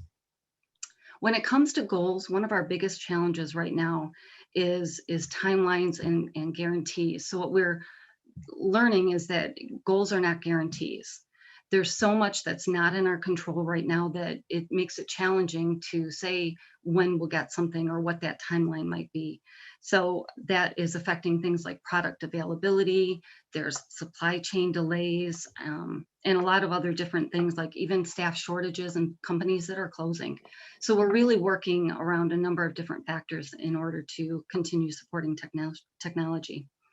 When it comes to relationships and partnerships, they really, really, truly do matter. We are so thankful for our entire Rochester community. That includes, our Board of Education, our administrators, our students, our staff, and all the parents and communities. It even extends to our vendors and our solution providers. Everybody is truly critical to the success of technology. And knowing that our end goal is really meeting the needs of learning and curriculum and instruction. So one of our big areas of focus has been one-to-one, and we've been planning this for several years. Our bond dollars were able to support devices, but what we didn't have was a funding mechanism for it. So with the passing of the sinking fund last year, we were able to not only be able to purchase the devices, but now we could sustain them year after year. So we've been looking at moving to a one-to-one deployment for our students. And with COVID and the pandemic, we kind of fast-tracked everything that we were doing. And we did get an order placed last spring for 11,000 devices. However, unfortunately, our vendor has delayed us twice, and those devices are not coming in until December now. So as we strive to find creative solutions to supporting our students, what we did was we have mobile labs at our schools, and those mobile labs have Chromebooks or laptops in them, and they really support our teachers in being able to have a classroom and technology anywhere in the school. So what we ended up doing was dismantling all of those labs in our schools. And we cleaned those units, we brought them back down here to the administration center, and we've deployed over 5,000 devices out of this building to our community. And thank you to all the teams that have volunteered and to help make that happen. With that in mind, to support student learning and those 5,000 devices, there tends to be always advantages and disadvantages with technology. So while we have the advantage of having 5,000 devices out there to support our students and our families, what we don't have is those devices in our classrooms and in our schools right now. So those are some of the challenges that we're still facing and that we're still trying to find solutions for. Also, another thing to note is the way that we could get those 5,000 devices to go as far as they have is really that partnership with our community and our families. We are so thankful that when we asked a big ask of everybody, and that was to use a personal device if you have one at home. And that way we could make our devices go as far as we could for the families in need. So thank you to everybody who has stepped up and is helping out technology in the district. Next is we've been re-engineering a lot. When it comes to technology, our systems, our infrastructure, our solutions that we have aren't necessarily engineered for a pandemic. So as we learn about what the needs in curriculum are in special education, we are constantly either re-engineering a solution, we're searching for a new solution, or we're creating one from nothing. So we've really taken a lot of initiative in a number of areas. For example, even one of the companies that we work with closed down, and we got 3 days notice and had to design a new solution to meet that need. So those are the types of things that we're facing. Also, for example, when you're scheduling with a remote campus, remote learning and a virtual campus, we have to have our systems and our information systems able to support that type of scheduling. They weren't designed to do that. So, you know, a lot of thanks goes out to the teams that are making that happen. You also heard Carrie, you know, talking about the virtual campus, and we didn't have a platform for that campus, right? We wanted to use our teachers and our curriculum and have that high standard and that pride and excellence in what we're doing. And we had to create that environment from scratch. So again, just thank you to those teams. All of the training that we're deploying really can't be successful if there's no training behind it. We have to learn it, we have to document, we have to train on it. That's the only way we're going to be able to successfully utilize it. So our training teams have absolutely risen to an incredible challenge in front of them. And that also, that thanks goes out to our students and our staff at home for putting on their tech support hat, right? We're all becoming these tech experts right now as we try to support student learning from whatever our role with that is. We also are scaling up for our return to school. And with that, we need to look at each of our classrooms, each of our schools, and at the district in a whole. This includes all that infrastructure, whether it's Wi-Fi or servers or content filters. We have to make sure that everything is operational. And another challenge that we face that we're still working on is actually testing that environment. Right? We don't have load. We don't have 15,000 students in our classroom and 1,000 teachers. So we really can't test out a number of systems until we get load. So we're planning for that, and we're expecting there to be some challenges as we do come back. But that's those challenges that we'll continue to figure out. The last piece is support. Our foundation to success is being able to support the technology that we do have. And I wanted to just provide you with just a couple of quick statistics for you. We've deployed 5,000 devices and 149 hotspots. We have fielded over 10,000 email and phone support requests, and we have provided hundreds of training sessions and repaired hundreds of devices. So there is truly been an entire technology team that is just committed to partnering and finding solutions for technology. And we'll continue down that path and keep moving forward. Thank you so much, Cindy. I love those statistics, and I know you could tell me a story about every one of them as well. The one thing for our families that are navigating through some of the challenges right now, I know, for example, Moodle went down last week, and that comes from our county site. So just to assure you, we will be communicating if we are having some technology challenges, and to assure your students that under those circumstances that we will attend to adjusting attendance and those kind of pieces. Right now, I'm getting a lot of questions about that because it's brand new, and we will work with families, and our technology team has done a wonderful job ensuring that we're communicating to our families if there are system challenges, which we anticipate. But just to assure your students that we will work with you on correcting those situations as we go along. So I'd like to thank my dynamic curriculum colleagues. I'm very honored to serve with you every day. And Dr. Shaner, I'll turn it back over to you for some final thoughts. Thanks, Debbie. I appreciate everybody's hard work and appreciate the community support. This isn't easy for anyone, and we really appreciate the entire community support from not only from generous donations to our foundation early on last spring to all the hard work of our technology department and the support of our parents across the district. Earlier today, we did put out a communication regarding our returning to learn and scaling up. And we continue to plan for that. You may ask, why are you planning for that? Why isn't that done? Well, we are working off of the plan that the board passed. As you know, in this pandemic, it's a very fluid situation. Things are changing quite rapidly. We also collaborate with other school districts in the county. Quite often have at least once a week meetings with other superintendents in the county and discuss our returns to learn and our different challenges. As we think about our scaling up and the time frame for that, as we continue to work through not only things that we need to that are mandatory subjects of bargaining and mandatory subjects of working conditions, but we also continue to work with our colleagues in public health across the state of Michigan from Lansing, as well as the Oakland County Health Department. This has been challenging to say the least, and we continue to work on it. This Oakland County superintendents have a weekly call at the Oakland County Health Department. I was encouraged at our meeting last week. It was the most productive meeting that we had. And it was shared with us that there is a set of metrics that would be coming out from the Michigan Department of Health and Human Services through the local public health agencies. I believe there's 45 of them in the state of Michigan, and that would be happening in that way. If you were hoping to get a large update on what our plan is moving forward, stay tuned. That'll happen on September 28th at a board work session.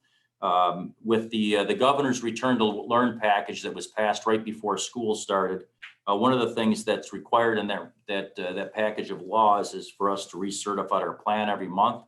So we'll, if you were able to watch the board work session, and the last time we did the plan, it was almost 4 hours. It will be in that much detail again on September 28th.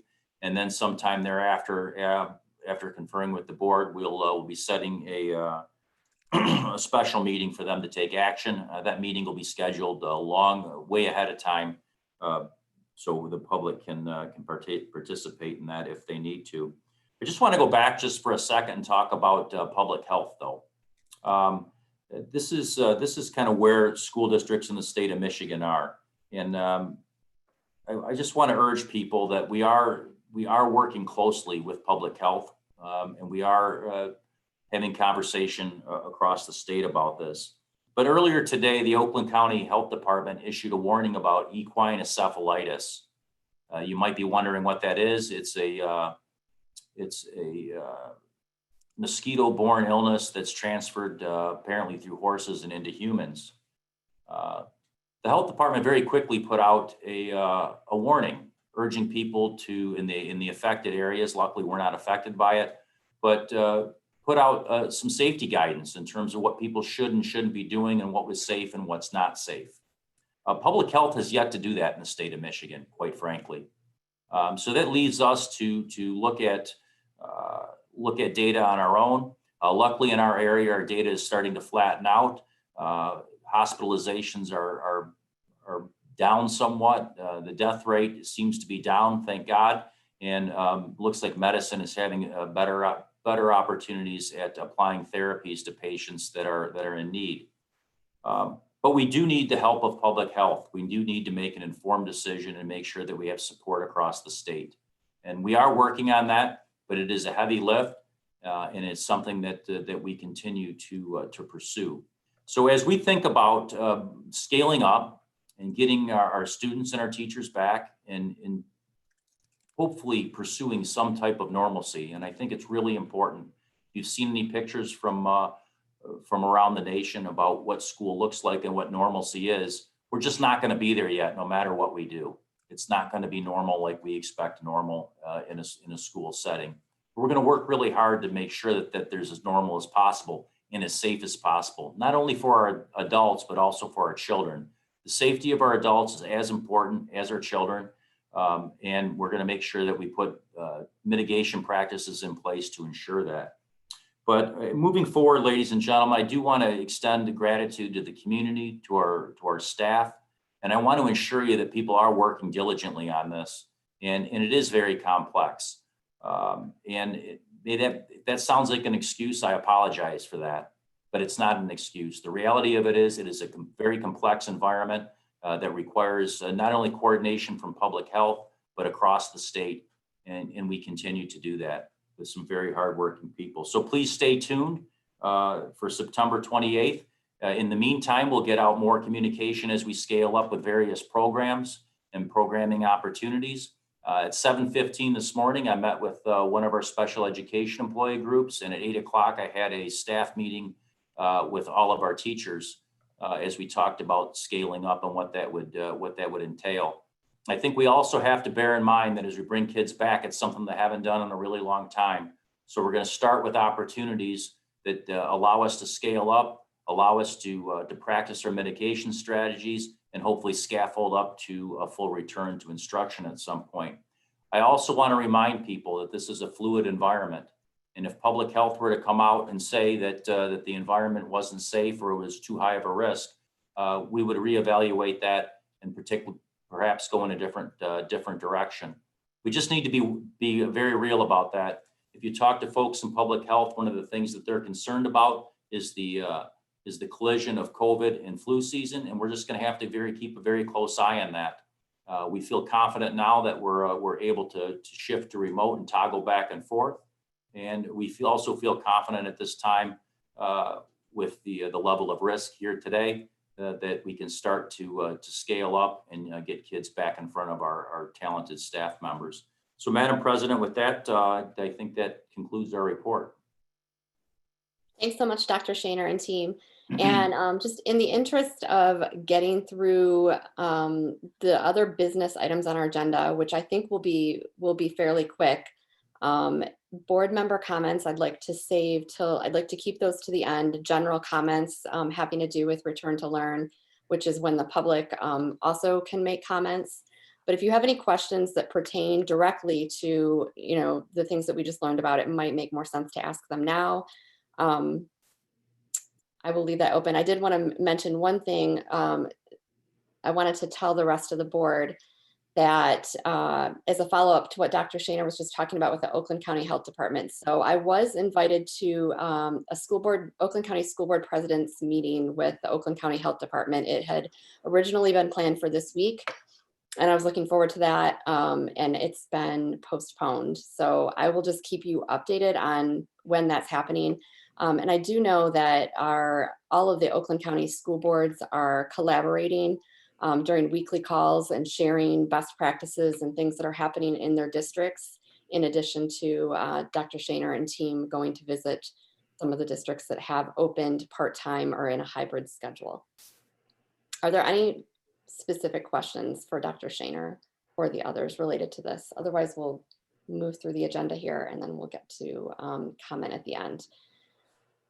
So we have new business next, and we have 2 items. The first item is a human resources report, and that is an action item. And Beth Davis, I will let you tell us about that report, and then we will discuss. Thank you very much, Mrs. Bowen, Board of Education. I want to apologize for the fact that this is quite a lengthy report. I will go as fast as I can. We have not had an HR report brought before the board since June 15th. So we have several months to catch up. So first, I'd like to talk about the resignations from the REA. Angel Ashaki, art teacher at McGregor and Longmeadow Elementaries, submitted her letter of resignation effective July 27th. She had been with the district since August of 2017. Daniel Firstman, Spanish teacher at West Middle School and the virtual campus, submitted his letter of resignation effective September 11th, 2020. He's been with the district since October of 2019. Heather Connick, American Sign Language teacher at Stoney Creek and Adams High Schools, submitted her letter of resignation effective August 24th, 2020. She had been with the district since August of 2014. Nicole Lasher, art teacher at Stoney Creek High School, submitted her letter of resignation effective August 24th, 2020. She had been with the district since September of 2017. Andrea Lazar, art teacher at Stoney Creek High School, submitted her letter of resignation effective July 6th, 2020. She's been with the district since August of 2019. Melissa Matthews, family consumer science teacher at Stoney Creek High School, submitted her letter of resignation effective September 11th, 2020. She had been with the district since August of 2002. Alexa Schwartz, 3rd grade teacher at Delta Kelly Elementary, submitted her letter of resignation effective August 19th. And she had been with the district since August of 2005. David Topo, math teacher at Adams High School, submitted his letter of resignation effective August 6, 2020. He had been with the district since September of 2009. We have 7 retirements from the REA. Joyce Bama, kindergarten teacher at Delta Kelly Elementary, submitted her letter of resignation effective August 31st, 2020. She had been with the district since August of 1991, and I think that's an error that she is at Baldwin Elementary, I believe. Dawn Blackburn, CI teacher at Delta Kelly Elementary, submitted her letter of retirement on August 19th or 20th, 2020. She asked for her retirement to be effective July 1, 2020. She had been with the district since August of 2006. Linda Hines, 5th grade teacher at Baldwin Elementary, submitted her letter of retirement effective August 31st, 2020. She had been with the district since 1995. Marcia Puertas, 1st grade teacher at Delta Kelly Elementary. She submitted her letter of retirement effective August 31st, 2020. She had been with the district since September of 1987. Judy Pulte, kindergarten teacher at Delta Kelly Elementary, submitted her letter of retirement effective August 31st, 2020. She's been with the district since August of 1991. Maureen Sherry, 4th grade teacher at University Hills Elementary, submitted her letter of resignation effective August 31st, 2020. Ms. Sherry's been with the district since August of 2002. Michelle Toms, resource room teacher at Hamlin Elementary, submitted her letter of retirement effective September 30th, 2020, and she has been with the district since August of 2001. We have 8 new hires. Nicole Allen, school counselor, Stoney Creek High School. Haley Beamish, elementary teacher, virtual campus. Christy DeSano, ASL teacher, American Sign Language teacher at Adams and Stoney Creek High Schools. Larissa Gould, Elementary teacher, the virtual campus, Julia Hogan. Elementary teacher, virtual campus, Dawn Klemp. Elementary teacher, virtual campus, Elizabeth Nichols. Elementary teacher, virtual campus, and Katie Woolsey, elementary teacher, virtual campus. Usually this meeting each year with the board, we celebrate those new hires and introduce them. We will at another date when feasible, make sure that we celebrate and welcome them to the district. So we're looking forward to that. We have some administrative resignations and retirements. Christopher Brown, application coordinator, submitted his letter of resignation effective August 21st, 2020. He had been with the district since May of 2000. Jason Rapp, athletic supervisor at Adams High School, submitted his letter of resignation effective November 6th, 2020. Jason's been with the district since March of 1995. Administrative retirements, Katie Allen, principal at Hamlin Elementary, submitted her letter of retirement effective August 31st, 2020. She's been with the district since August of 2004. And Gary Dennis, district facility manager, submitted his letter of retirement effective September 30th, 2020. He's been with the district since May of 2000. And then I'm happy to recommend a number of appointments and of administrative positions. We are recommending the appointment of Paul Tranchita to the position of IT manager. Paul comes to RCS with over 15 years of IT experience. Currently, he was the senior IT consultant for ATMP Solutions, and prior to that held IT director positions with the Flint Group in compliance, security, and development, as well as global IT service. He holds a bachelor's degree in management information systems and computer science from Oakland University and a master's of business administration with a concentration in management information systems from Wayne State University. We are also recommending the appointment of Christy Beakey to the position of Director of Financial Services. Christy served as property accountant at Uptown Reinvestment Corporation, and prior to working at Uptown Reinvestment, she worked as insurance senior associate at Raymond Robson, LLC. She worked as senior staff accountant for Lewis & Knopf CPA and holds a bachelor's of science in accounting from Baker College and a master's in finance from Walsh College. Her experience as a government auditor, experience with GASB, GAAS, GAAP, OMB, and MDE will be an asset to Rochester Community Schools. And in fact, she was one of the auditors on a team a few years ago for Rochester Schools. We're recommending the appointment of Deanna Moore to serve as the interim assistant principal at Rochester High School. Mr. Moore comes from teaching social studies at Van Hoosen Middle School. He completed an internship last year at Rochester High School during the second semester. Mr. Moore has participated in the Oakland Schools Aspiring Principals Academy and has a BA from Oakland University in history and an MA from the University of Michigan Flint in public administration. We're recommending the appointment of Tiffany Galladay to serve as interim director of equity, inclusion, and belonging. Mrs. Galladay has been a valued member of the RCS team for more than 15 years, serving as a classroom teacher, literacy interventionist, and learning consultant at Hamlin Elementary School. She has extensive experience in diversity, equity, and culturally responsive teaching and has participated in the Diversity, Equity, and Inclusion Parent Network while serving on several district diversity committees to promote social justice opportunities. As a mother of 3 daughters, Mrs. Galladay is deeply committed to the work around equity, inclusion, and belonging. We're recommending the appointment of Jeff Frankowiak to the principal of RCS Virtual Campus. Mr. Frankowiak is entering his 16th year of service in K-12 education and higher education. For the past 3 years, he has served as the principal at Long Meadow Elementary. His previous positions include serving as a high school principal, high school assistant principal, elementary teacher, guidance counselor, and a residence education director at the university level.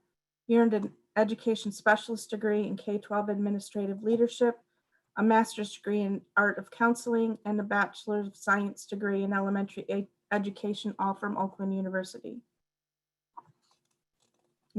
He is excited to begin the process of transitioning to his new role in the district. We are recommending the appointment of Brian Lindstrom to serve as the interim assistant principal for the RCS virtual campus. Mr. Lindstrom has been a social studies teacher at Adams High School for the past 15 years, where he also served as a student council advisor and activities director. For the past 8 years, Mr. Lindstrom has served as the RCS curriculum consultant for the middle and high school social studies departments. Mr. Lindstrom earned a master's degree in the art of teaching from Mary Grove and a bachelor's degree from Central Michigan University. He is currently finishing his educational specialist degree in educational leadership. We are recommending the appointment of Mandy Lyons to serve as interim principal at Hamlin Elementary. Ms. Lyons has been a treasured educator in our district for more than 15 years. She most recently served as a learning consultant at Meadowbrook Elementary. Previous positions include teaching various grades at the elementary level.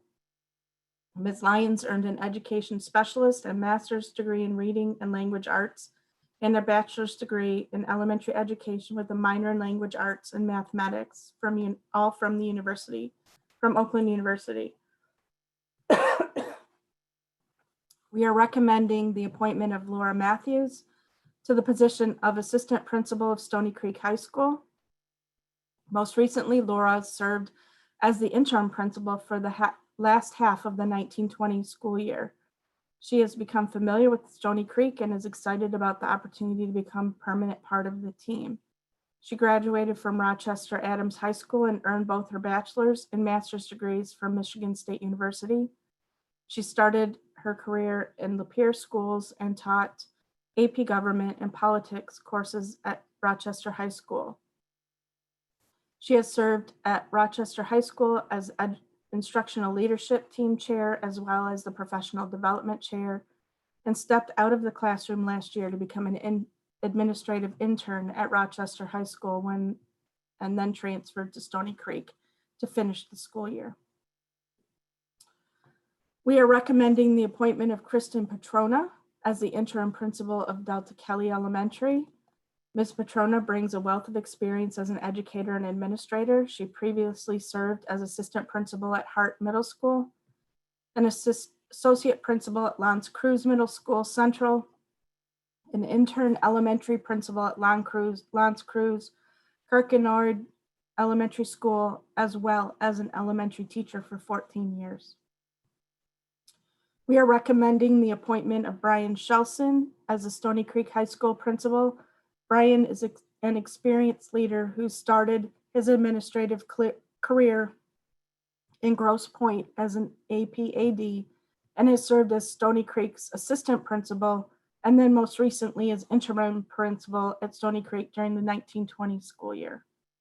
Brian has provided exceptional leadership during unprecedented times to preserve the continuity of excellence at RCS, and he finished the year strong, serving students, staff, and families with rich Stoney Creek traditions, including a legacy commencement ceremony for the class of 2020. And finally, we are recommending the appointment of Casey Westcott as the principal of Longmeadow Elementary School. Earlier this summer, we had announced that Mr. Westcott's movement to Stoney Creek High School from Rochester High School as an assistant principal. Given the dynamic environment, we had to change course and meet the needs of our school community and moved that assignment to the principal of Longmeadow Elementary. Mr. Westcott earned an education specialist from Oakland University, a master's degree from Mary Grove College, and a Bachelor of Arts degree from Western Michigan University. He has been part of RCS for 18 years, and for the past 6 years has served as assistant principal at Rochester High School. His prior position within the district includes serving as a social studies teacher at Rochester Adams High School, where he was also involved with coaching, clubs, and student activities. Thank you. Thanks so much, Beth. Sorry about your losing your voice there. So That's I appreciate you okay. sticking with that. I was about to jump in and cover for you, and then when I heard you say finally, so thank you. Thank That's you. that's a lot to update. So first, I'll take a motion from the board to approve the human resources report as presented. Moved by Michelle, seconded by Scott. Any discussion from board members or questions about this report, or any questions or discussion from the public? If the public has a question or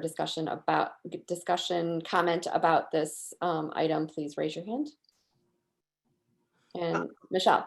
I'll just ask, at this point, are we fairly fully staffed, or do we still have a large number of openings? We're still working on the final stages of hiring some special education staff, both teaching staff and ancillary staff, due to late notifications and some positions that still remained open from last year, like psychologists. So we're in the process of filling those positions. Thank you. Mm-hmm. Thanks. That was my question too. And then about the ASL teaching, the ASL teacher that was hired, is that an expansion of that program, or was that to replace someone who had left? Our teacher left, and we replaced her with the new teacher. Okay. All right. Mm-hmm. That was effective last Friday. Okay, great. Mm-hmm. All right. Any other questions from board members? Seeing none, we will take a vote. If you can unmute. All those in favor of the human resources report as presented, say aye. Aye. Aye. Aye. Opposed? That is a 7-0 vote. Thank you, and congratulations and welcome to all of those. Congratulations to all of the teachers and staff who've moved positions into different positions, and welcome to every single one of the new staff members, the teachers, and everyone else. We're excited to someday meet you. Moving on, next item on the agenda is item B under new business, approval of construction bid awards, and action item Matt. I think we have two items here. Are we approving them in one with one vote, or are these two separate votes? Thank you, Madam President. We can do two separate votes here. Okay, great. So tonight we have the one bid award, and we'll start with that one. That's for the Transportation Center exterior stairs. On July 21st, 2020, the district advertised a request for proposals for the Transportation Center exterior stairs project in the local publication, the Rochester Post, and posted RFP documents on the purchasing pages of the district's website, the State of Michigan procurement website, and BidNet Direct. The bidding closed on August 4th, 2020, and the district received 17 proposals for 3 categories of construction trades. Bids were reviewed and evaluated by the district's Director of Capital Projects and Construction Manager. All of the accepted bids were found to be initially compliant with the required specifications per the detail in the bid summary. The bids were analyzed on bid content, completeness, inclusion of required submittals, and compliance with the required specifications. Interviews were conducted by the construction manager and reviewed by the district's Director of Capital Projects and Purchasing Supervisor. The base bid and the bid documents requested that the stairs be provided as cast in place concrete. The proposed landscape vendor submitted a voluntary alternate with their bid, which was to provide precast concrete stairs in lieu of cast in place design. This is the district's Director of Capital Projects and Facility Supervisor reviewed the product data for the proposed precast stairs with the construction manager and architect. An analysis of the precast product data resulted in the team's approval of the lower cost option. We believe the performance of the precast option will be similar to the cast in place design. Based on this information, we recommend that the Board of Education award the following contracts. Bid Pack A, concrete, included as an alternate in the contract award. Bid Pack B, handrails, future fabricating, $18,456. Bid Pack C, landscaping, to Heritage and Company Incorporated, $21,470, for a contract total of $39,926, plus allowances and construction management fees of $31,380, for a total of current project costs at September 14, 2020, in the amount of $71,306. Are there any questions? Let's go ahead and take a motion to approve this, to put this on the table, and then we can discuss and have questions. So a motion to approve the construction bid awards as presented, moved by Kevin, seconded by Mike.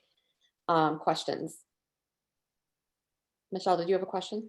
Yeah, I was just curious on the, how many steps is it that we're doing with the precast? I'm not familiar with the precast and how it, I guess, attaches or stays in place compared to concrete. Thank you, Michelle. Let me ask our award-winning Director of Capital Projects, Pete Musio, to answer that question. Too funny. Thank you. There's about 30, well, it's about 30 steps, and there's 2 intermediate landings, are about 6 feet. So the whole length of the stairway is about 68 feet long. And each step's about 21 inches. And I guess there's no concern about not having that foundation that you do with when you do poured concrete steps? No, here again, it's similar to doing landscaping blocks where they're going to tamp the earth and make sure that they can move a little bit with the earth, but then also solid enough where they're not going to, get too far out of place. Then there's also the handrail that goes on each side of the stairwell. They're actually in poured concrete columns next to that to help stabilize that. So these are hefty. Here again, they're 21 inches long, 21 inches deep, and 6 feet wide. So they're not small by any means. Thank you. Mm-hmm. Any other questions from board members or questions or comments from the public on this bid award? Seeing none, we will call for a vote. So if you can please unmute. All those in favor of this bid award as presented, please say Aye. Aye. Opposed? And that motion passes 7-0. And I think we have change orders. Yep. So as you know, change orders are an inevitable, part of construction and are issued for a variety of reasons. Some change orders result in savings. Actual costs were less than projected. And conversely, some change orders result in additional costs. The change orders being presented tonight result in a net reduction of $84,412 and are due to final budget adjustments to completed projects, including the district-wide HVAC building automation system, the technology equipment rooms at Hugger and Musson, the Delta Kelly project, and a reduction in general conditions at Brewster, and allowances in construction management staff at University Hills. We are recommending the approval of all change orders for total net reduction in cost of $84,412. Projects to date remain within the original overall construction project budget. Okay, great. And we will take a motion to put this on the table to discuss, moved by Andrea, seconded by Michelle. Discussion or questions about the change orders from the board, or any comments from the public on this item? Pretty straightforward, and always good to hear when they're in our favor. So appreciate that. Seeing no questions from the board, we'll take a vote. If you can please unmute. All those in favor of the change awards as the change orders as presented, please say aye. Aye. Aye. Aye. Opposed? Seeing none, that is a 7-0 vote. That concludes our new business part of the agenda. And next we move on through our agenda, additional business. Our first item is item A, citizens present at the meeting. If there are any citizens that want to make a comment, you can do so in Zoom by hitting the raise hand button at the bottom of Zoom, and I will bring you into our meeting and unmute you. And you'll have 3 minutes to speak.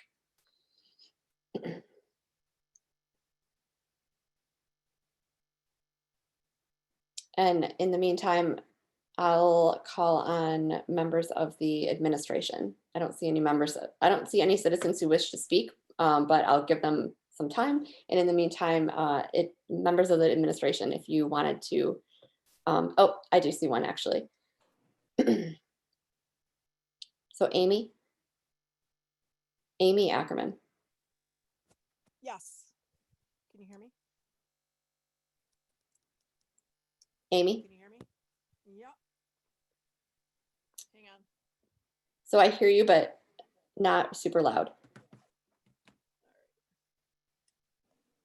Can you hear me better? Yes. No? Yes. Yeah, I know that you had mentioned that there was going to be more information on the 28th. I'm not sure that you understand the urgency of what the parents are feeling. I feel that sitting through this meeting for the last couple hours, I heard of a lot of awards being given. I heard a lot of pats on the backs, which I appreciate all the hard work. We all do. We all know you've been working hard. But I don't know that you guys are appreciating the urgency in the sense of helplessness that we feel as parents whose children are losing hours of education every single day, not to mention hours of education every single week that we can't get back. And that not only for traditional students, classwork, but also the special needs kids who should be socializing and being in person. And it sounds like you're getting closer on that, which is great. But I got to tell you, after sitting through this, 2 hours of a meeting, it's been hard to listen to the attitude and the again sense of lack of urgency that we are all feeling as parents, that calls once a week and meetings being canceled. That's really hard to listen to. I mean, in my business, it would be I'm making calls every day.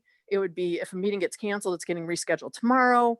And it's really, I'd like to understand where the board and Dr. Shaner are coming from in not having a plan kind of laid out for us tonight. If we're really this close to being in person, that you can't share a little more information about what that plan looks like and the dates and times it's going to start, as opposed to some vague, we'll think about it and we'll talk about it again in 2 weeks. Every week we're losing education time. And again, the urgency from you guys is not there. At least it's not coming across. I'll put it that way, because maybe you have it, but it's just not coming through. So that's really all I wanted to kind of say for this evening. If you want to address.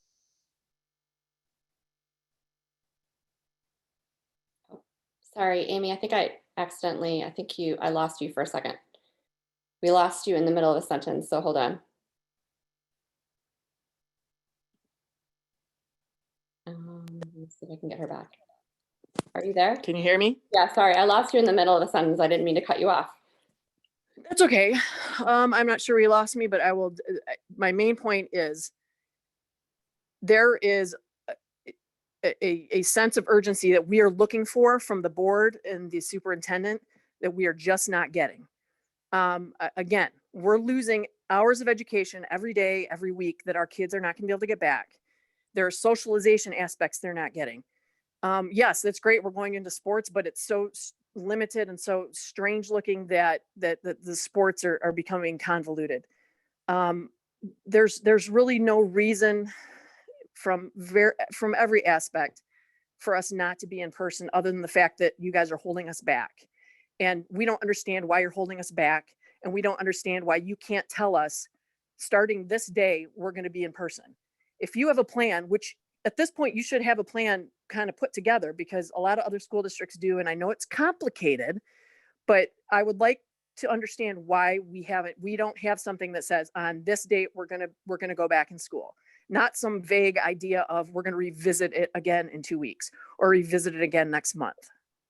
I need to understand why the board isn't making calls every day, why Dr. Shaner isn't making calls every day, not once a week, not when a meeting gets canceled, we'll reschedule it. This is our children's education. And it doesn't feel like it's being thought of as that. It's being thought of as something that we'll get to and we'll worry about it later. Thank you. And I just wanted to clarify, because I was the one that made that comment earlier. The meeting that was canceled this week and postponed to next week was a meeting that was called by the Oakland County Health Department after multiple requests. So that is out of our hands, and I'm frustrated too about that meeting. And I just wanted to share that right now. Next, we have Kimberly, let's see, Kimberly Bailiff. Hi, can you see me? We can't see you, but we can hear you. Oh, okay. Yes, hi, my name's Kimberly Bailiff, and I am a parent. I have 2 boys at Rochester High School, and I thought the meeting was really interesting, and I just want to say God bless to the woman in charge of IT, because I can't imagine that anybody wants her job right now. I just wanted to express, you know, a lot of the frustration that Amy expressed, and also Lori, who spoke earlier. But I think the thing that is the most painful and frustrating for me as a parent is I heard a lot of comments about the community, and we thank the community and the support of the community. And again, the sentiment of feeling really helpless.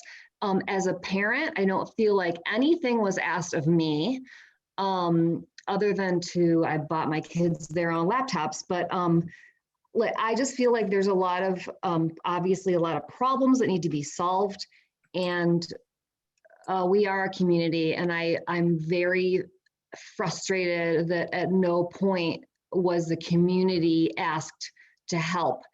Buses are a problem, we'll drive our kids to school.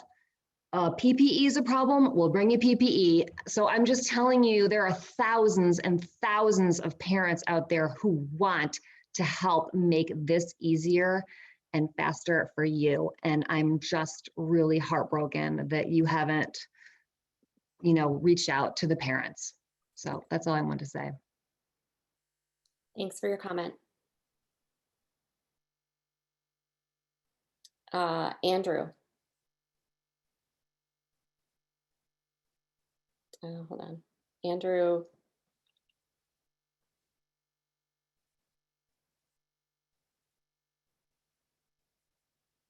Andrew Weaver.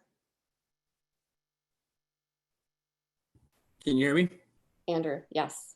So I'm going to echo basically what's been said already, but the fact that we are in an area with businesses that have been back since April without outbreaks is absolutely insane that we're not tapping into those resources. This plan that was rolled out today should have at least minimally been rolled out day 1 for the school year. This is absolutely insane that we're at this point. There are businesses that have been working since April that have way larger capacity, way more people, that have process in place. This is just, as I said earlier, just get it done.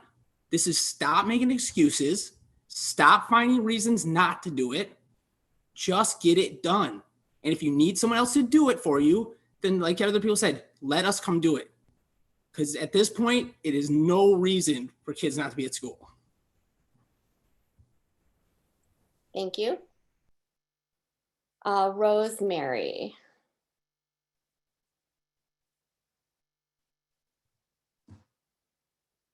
Hi there, can you hear me? Yep, we can hear you.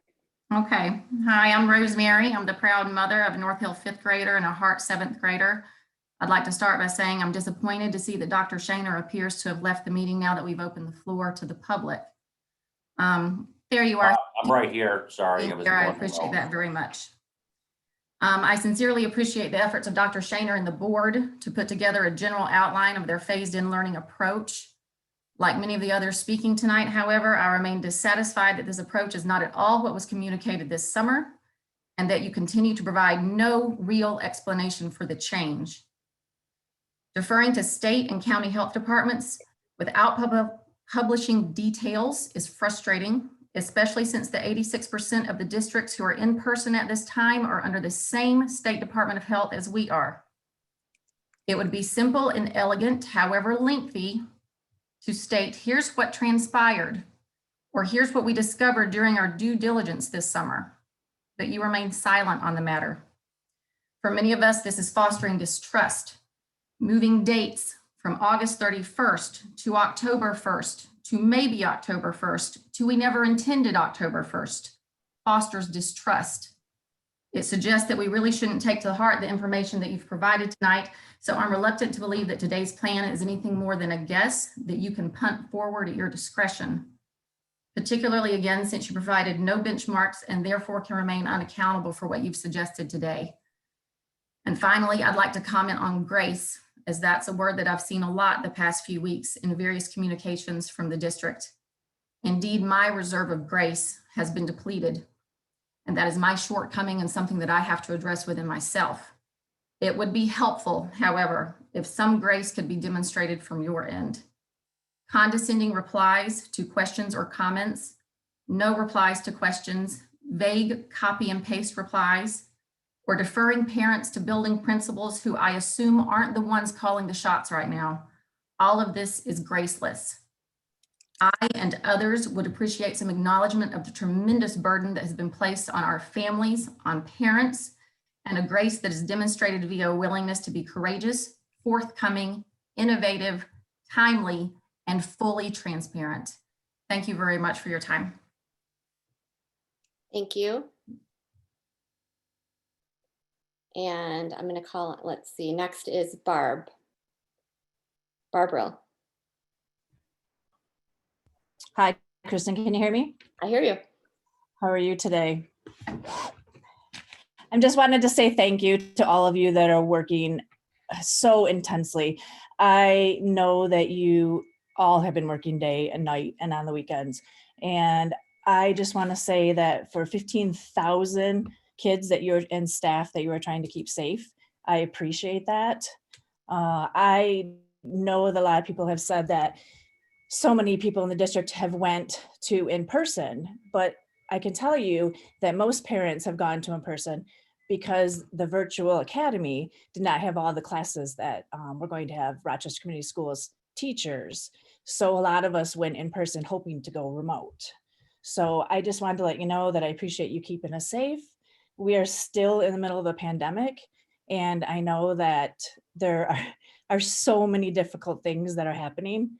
And I know that it's very hard for you to be able to say what's going to happen next week. So the numbers continue to rise, and we continue to have outbreaks in the district. I know people have said that we have not had outbreaks in our area, but they are on the rise. We have had many in our school system.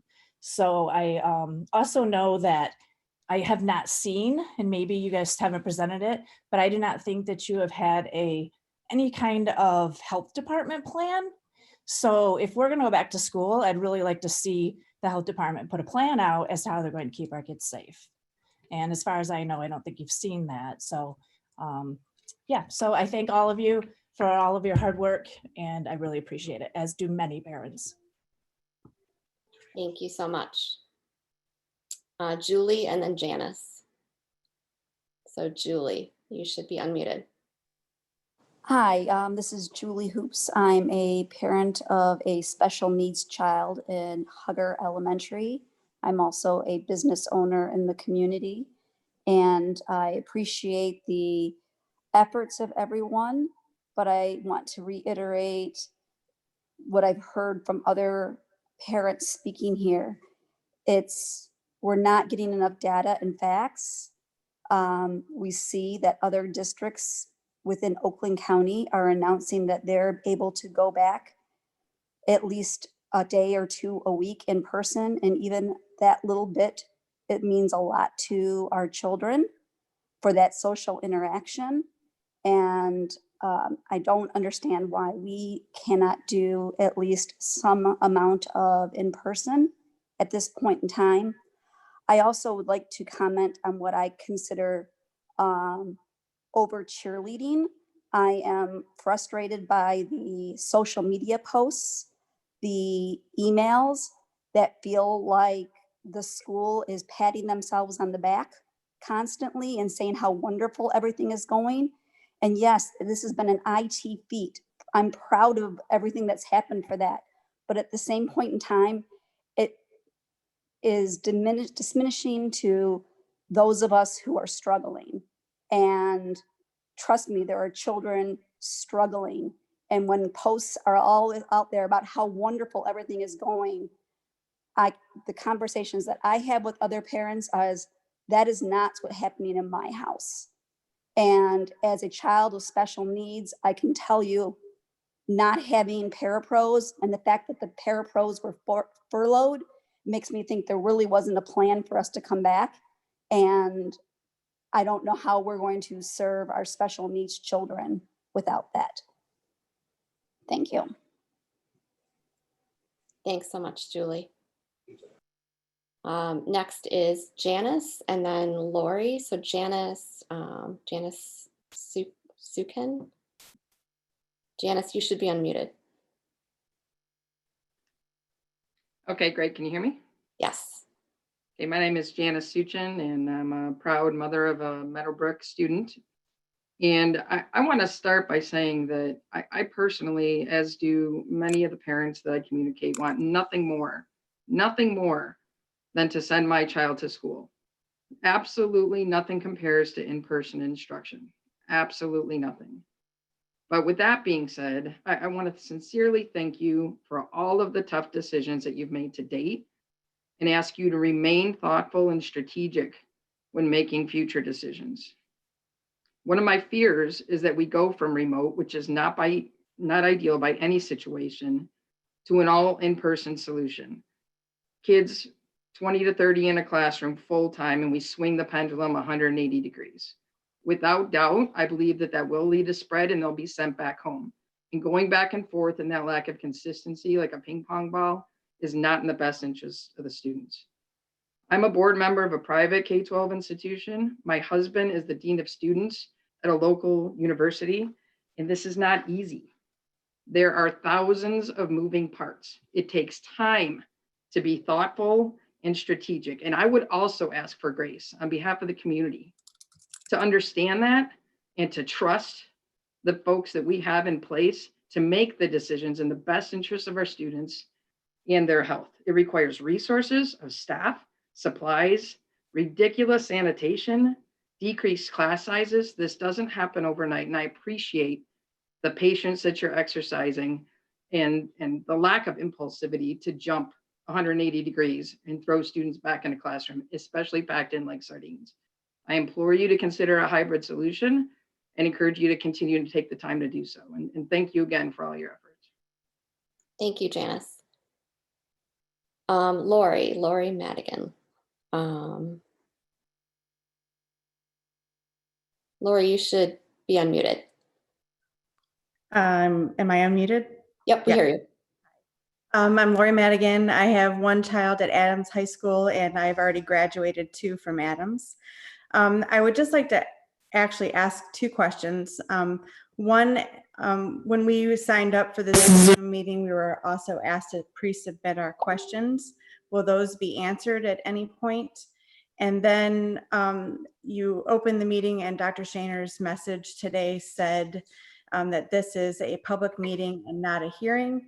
Is there a way to file to make a complaint to make a public hearing? Because I am hearing a lot of comments contradictory to the information that we've been given tonight. And I'd like to hear some answers to all the parent questions. So I'm sorry, I missed what you asked about the form you filled out. The form are you talking about the form that you filled out just now in Zoom? No, when we registered to be on this Zoom and interact with the board, we were asked to pre-submit our questions to the remote learning email address. So Okay. I did that. Okay. And I didn't hear anyone's questions addressed, and I do know that several of us submitted our questions. Okay. I'm not sure about the answer to that, but I will find out. A member of the administration will get back with them tomorrow, Kristen. Okay. Just Okay. like we normally do. Yep. Thank you. All right. Thanks. All right. Thank you for your comments. Appreciate.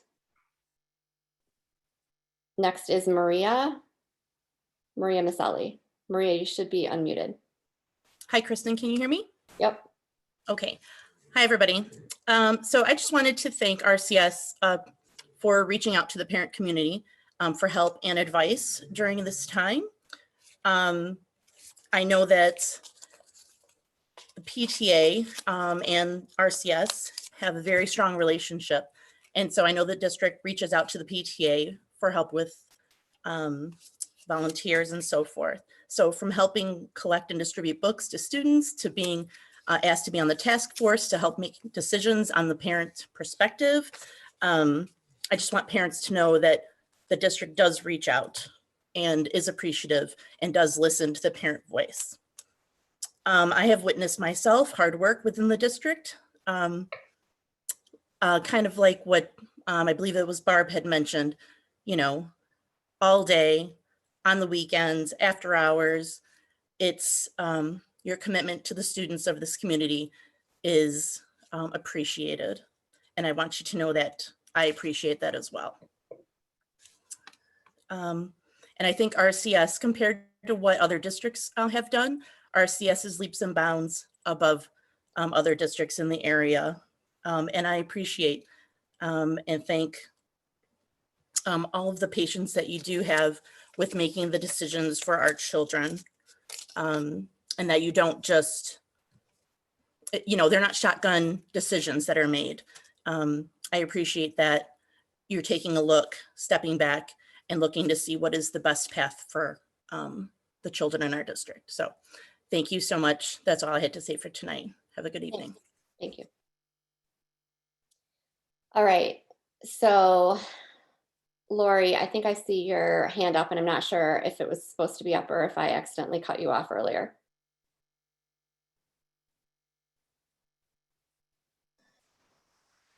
No, that was from before. Oh, okay. Thank you. Sorry about that. I just wanted to make sure. All right. All right. So that's all the public comment I see. Members of the administration comments. Thank you, Madam President. Again, just want to make sure we extend gratitude and remind folks that we continue to work in a very fluid situation. I certainly understand people's frustration. I have 3 children of my own, and I certainly apologize if we've caused that. But as has been stated, we have had a plan. We continue to work a plan, and we continue to work with public health officials. I just want to be clear about the weekly meeting that we have with public health. That's not the only thing that I do. That's the meeting that we have a standing meeting with public health once a week with all the county superintendents. We meet quite regularly outside of it as well as building relationships with those folks. I also just want to pass along that we got word tonight that the governor and the Senate and the House have agreed on budget targets. That's a good thing. I'm hoping that we'll have a budget sooner than later, and we'll be reporting out on that as soon as we have more information. So again, thank you. I apologize for not having my camera on earlier. I was attending to a little bit of a runny nose and forgot to turn it back on. I apologize. Thank you, Dr. Shaner. Any other members of the administration comments? Kristen, I just would like to say to all the staff that are watching this tonight, they're the champions right now. They're in front of our kids. The decisions that are being made to connect and make relationships with children during this time has been remarkable. And I have tremendous confidence, along with your support and the community support, that we are going to flourish and continue to flourish and do what's right for kids. And we all want the same thing. I think if nothing else, it's something that we all want. We all want our kids to have an exceptional year under the circumstances, and we are working tirelessly and with honor to ensure that we're able to do that for the community. Thank you. Thanks. Any other members of the administration have any comments? Oh, yes. Let's see. I do see another hand from the public that I apologize for missing earlier. Tracy Wagner. Tracy, you're unmuted if you're still there. Sorry about that.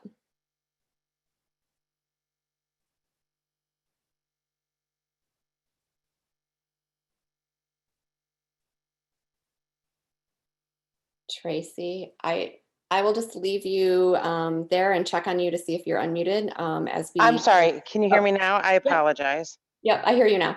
All right, thank you so much for your time. I'm sorry if I raised my hand a little late. Okay. I agree and echo probably every parent's subject and conversation right now. And I think the biggest struggle that for me is I have a senior at Adams and then I have an 8th grader at West. My struggle is probably twofold. Number one, to keep them moving along the path that we all want them to move. I personally do not want my kids to go back to in-school learning. My kids are immune compromised. So I applaud the staff and administration of keeping our children safe. I applaud the administration of trying to keep them on track. My concern right now is to try to give my 12th grader a senior year that and we're also unfamiliar with the SAT testing. I did see some of the things, but some of the progression or some of the what's a word I'm looking for? Marks that they need for every milestone, if you will, during their senior year, my 8th grader moving into his freshman year, I am overwhelmed. I thankfully have a job that I can now work from home. But I can probably echo a lot of parents' comments. This is extremely overwhelming. And luckily I have older kids. They know their job and I've raised them well.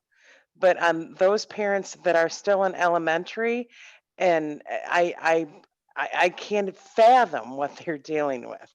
The emails and the communication, I can't even keep up with my work, let alone now the school emails. So I don't know. And again, I don't know what the right answer is to try to summarize. Maybe I don't know what the right answer is, but for me, and I don't know if the other parents, it sounds like from what I've listened to, they're all feeling the same way. We're all extremely overwhelmed. And I'm sure as you guys are administrators the same way. But it's as parents, we're struggling. And and then I'm struggling to give my son the best senior year of his life.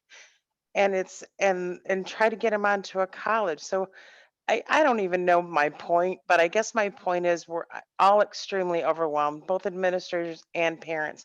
I think we just want a more concise rather communication tool. And if I'm missing that, please let me know because I get emails left and right. Like I said, I can't even keep up. And again, I can't thank you enough. My kids are immune compromised, so I don't want them going back at this point. We're doubled our numbers from Thursday to Friday in cases. I know my kids will be safe. I trust you guys, but anyway, I guess my point is concise communication. Perhaps, I don't know, a weekly summarization. I don't know what the answer is, but I feel all over the place right now and Thank you. and totally drained. Thank you. Thank you so much, Tracy. Appreciate. Board member comments. I just wanted to say a couple things. I'll start out right here. I just wanted to directly respond to comments about, sorry, I have to do this, about a lack of a sense of urgency here and a nonchalant attitude. Because someone who I don't know did send an email to me accusing me of being nonchalant. I would say I surveyed a few people over the weekend who know me well. It's probably the last thing that they would call me. My first meeting with Dr. Shaner was at 6:30 this morning. And I think my last call with him was at 6 o'clock tonight before this meeting. And I have said this in email responses to parents who have written, because we have personally responded to everyone. And if we haven't, it was an oversight. It wasn't because we meant to skip someone. If part of those responses sounds like a cut and paste, it's just because this is what we're passionate about. So we know how to say it well. These are the hardest working people that I've ever been around. And this is challenging and it is complex and complicated. And if anyone can figure this out, it is all of the people that are right here and all of the staff in all of the buildings, including our teachers. So I just wanted to get that out there.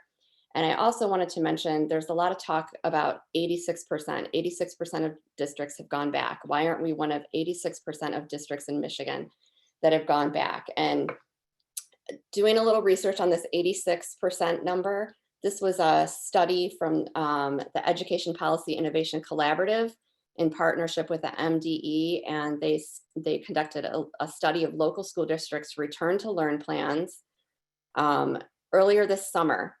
And as far as we know, there was no follow-up.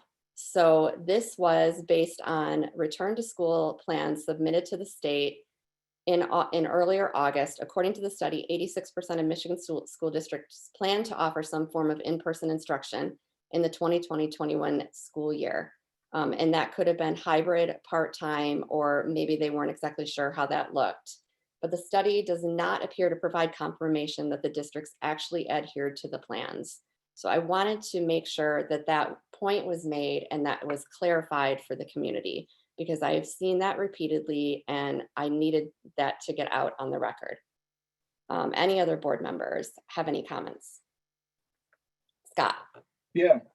So what's going on, Rochester? I'm guilty as charged. Here's what I mean by that. I was one of those people that I grew up learning that outcomes, not hours, is what mattered. Having grit, having a motor, and getting things done with no excuses, plain and simple. And I always thought, teachers and people in education, they don't grind. They go in there for the tenure and the summer's off and all that kind of stuff. Well, I'm here to tell you straight up, being involved in this at an intimate level and serving the community and working with the kids and working with this team, I'm going to tell you right now, straight up, because I've lived my whole life in either college athletics and coaching or in the private sector. And I know what it's like to have to go into a place, and all of you that have touted your private sector experience and pedigree, you know that you've got to sometimes make a call, and I'm going to need you on board. And you know that that call is going to be unpopular. We are making fluid decisions. This group is amazing, and the level of commitment and the level of resolve that this team has shown has actually blown my mind and changed my perspective on all education. It's unbelievable how it's changed it. I would tell you that just because we're not getting what we want, none of us are getting what we want, makes us feel like, things aren't going our way, and it makes us feel like no one's listening. It makes us feel like people don't care, but that's not the case. This team understands hours, not outcomes. They are going above and beyond. Everybody on here and people that aren't on here are grinding and getting after it. They're taking it home, and quite frankly, they're taking it personally. I don't mean the comments from dissatisfied folks and this and that. I'm talking about they're taking the outcome personally. They're taking the experience of our children in this community personally. So know that and understand that and sleep with that. The other thing, and I'll leave you with this, and this is a good thing. One of the things I've always learned throughout my life personally, maybe a lot of you felt this way too, nothing creates bonds more than shared suffering. Shared suffering. Dr. Stainer actually ironically opened up today's conversation with 9/11. And I remember after that happened that I've never seen a bunch of people pull together more, maybe more so than a very long time than after that moment. And I look at this community and I look at the things that are going on right now. We need to start having confidence in each other, and we need to have a bond that elevates with shared suffering. Now, are there some holes that can be shored up by way of communication and things like that? Are there opportunities for us to improve on as a collective? Absolutely, there always are. But I think everyone on here watching this tonight as a community member understands the impact of the complexity of tough things that are outside your control. It's not an excuse. It's just a real thing that we're all going through together. So I would just encourage everyone on here that I'm working with shoulder to shoulder with on the daily, everyone that's in our schools and everyone in our community, that's get it together and focus on the outcome that we all want. That's everybody going back to school. Plain and simple. That's what we all want. So let's not think that people don't want that, and let's not think that people aren't grinding and pouring everything they have into making this happen, because that's exactly what's happening, whether you feel that way or not. That is what's happening. I want you to rest assured and have the confidence in knowing that it is happening that way, and the talent in this room is off the charts. I'm looking around right now. There's a whole Brady Bunch, Hollywood Squares looking thing going on right now, and I'll tell you, there's a lot of people on here that I would go to battle with. And I won't say that about anybody. Those of you watching this in the community, maybe you know me personally, maybe you've worked with me, I don't know. You know how I operate. And I don't say that about anybody. But this team gets it. The culture is stronger than most places, and I've been a lot of different places, and I know a lot of people here watching have too. The culture here is strong. And culture trumps process any day of the week. And that's the reason why we are where we are. That's the reason why we've been putting up all kinds of records. We're fiscally super healthy over the last several years. That's why we've been breaking records and getting hardware, getting awards. We're doing all kinds of stuff in this district for many years running. And now we're doing the thing better than everyone. Just because we're not doing it, everyone else is doing the way they're doing it, doesn't mean we're doing it wrong. That means we have the courage to innovate. That's what's got this district where it is today, not by doing the status quo, but by doing things differently, thinking outside the box and doing the hard stuff. Because what's hard in the beginning is easy in the end, my friends. All right. So I know a little filibuster there, but I will tell you that I'm very proud of this team. I'm honored to be on here, good, better, and different, taking shells, getting congratulations and this, that, and the other. But we got to get these kids dialed in. We got to protect them. We got to get them in the school. We got to get them learning. And we're going to do it the right way. And we got your back, community. If you got questions, reach out like you have and keep continuing to do it.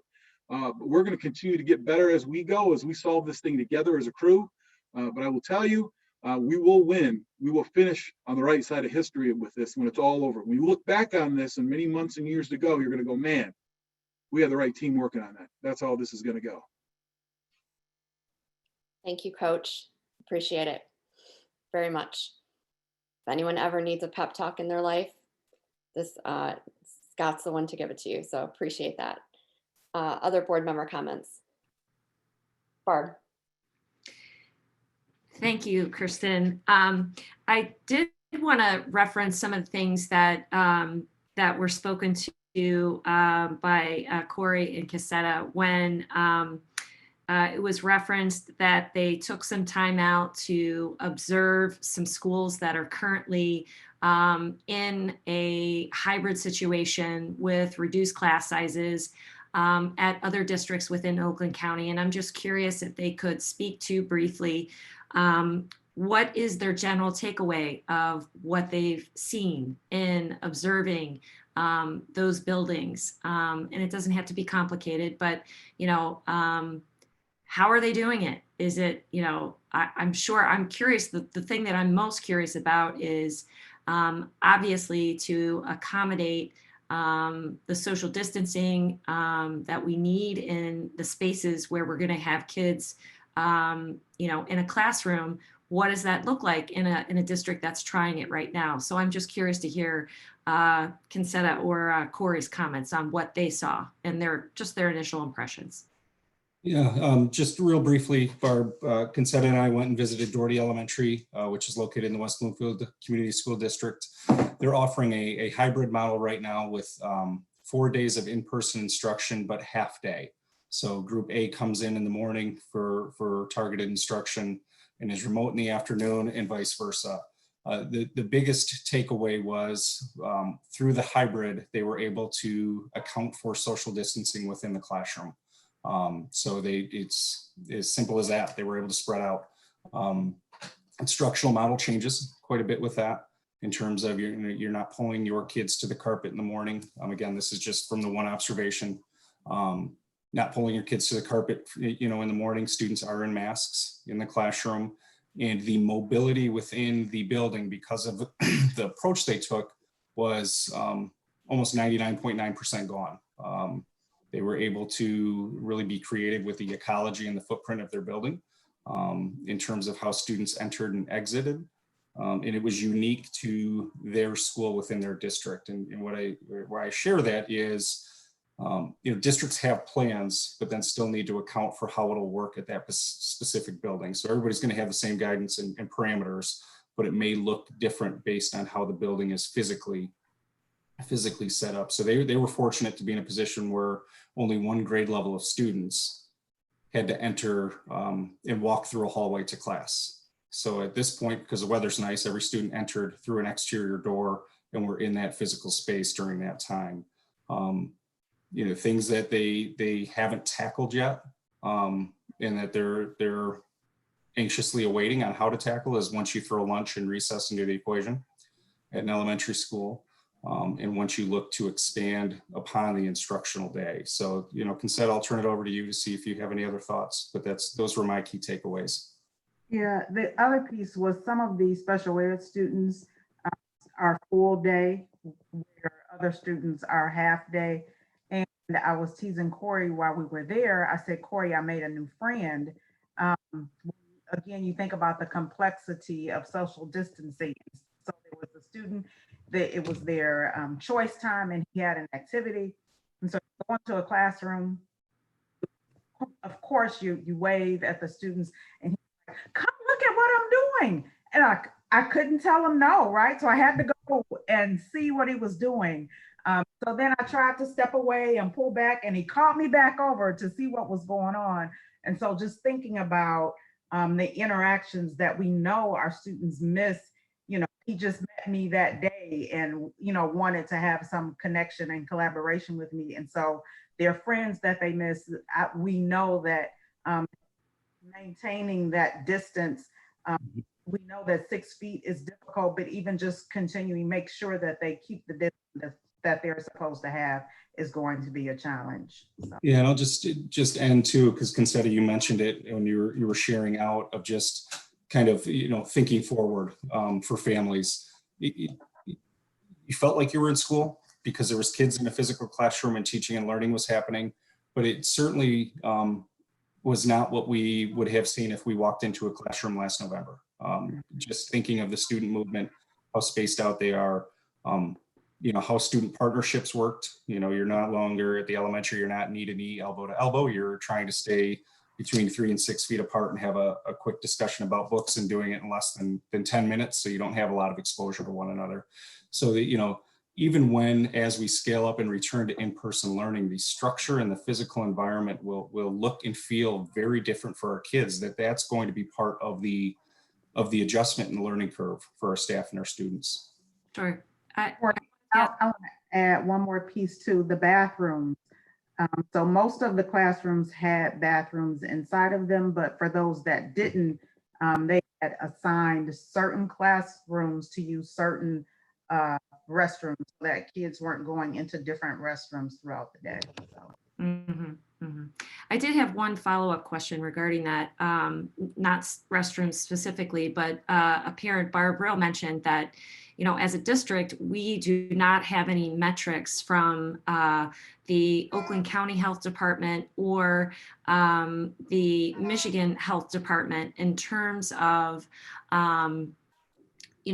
what do we do when we have students back in our buildings, and if we do have an outbreak, what is the metric in place to contain that, and what does it look like? And I know that's a source of a frustration for our district as we're trying to plan this out. But Consetta and Corey, when you were in West Bloomfield, did you talk at all with that district about, because they're in the same spot we are, they're an Oakland County school, how are they dealing with the possibility if they do have an outbreak within their building? How do they contain it? How do they respond to it?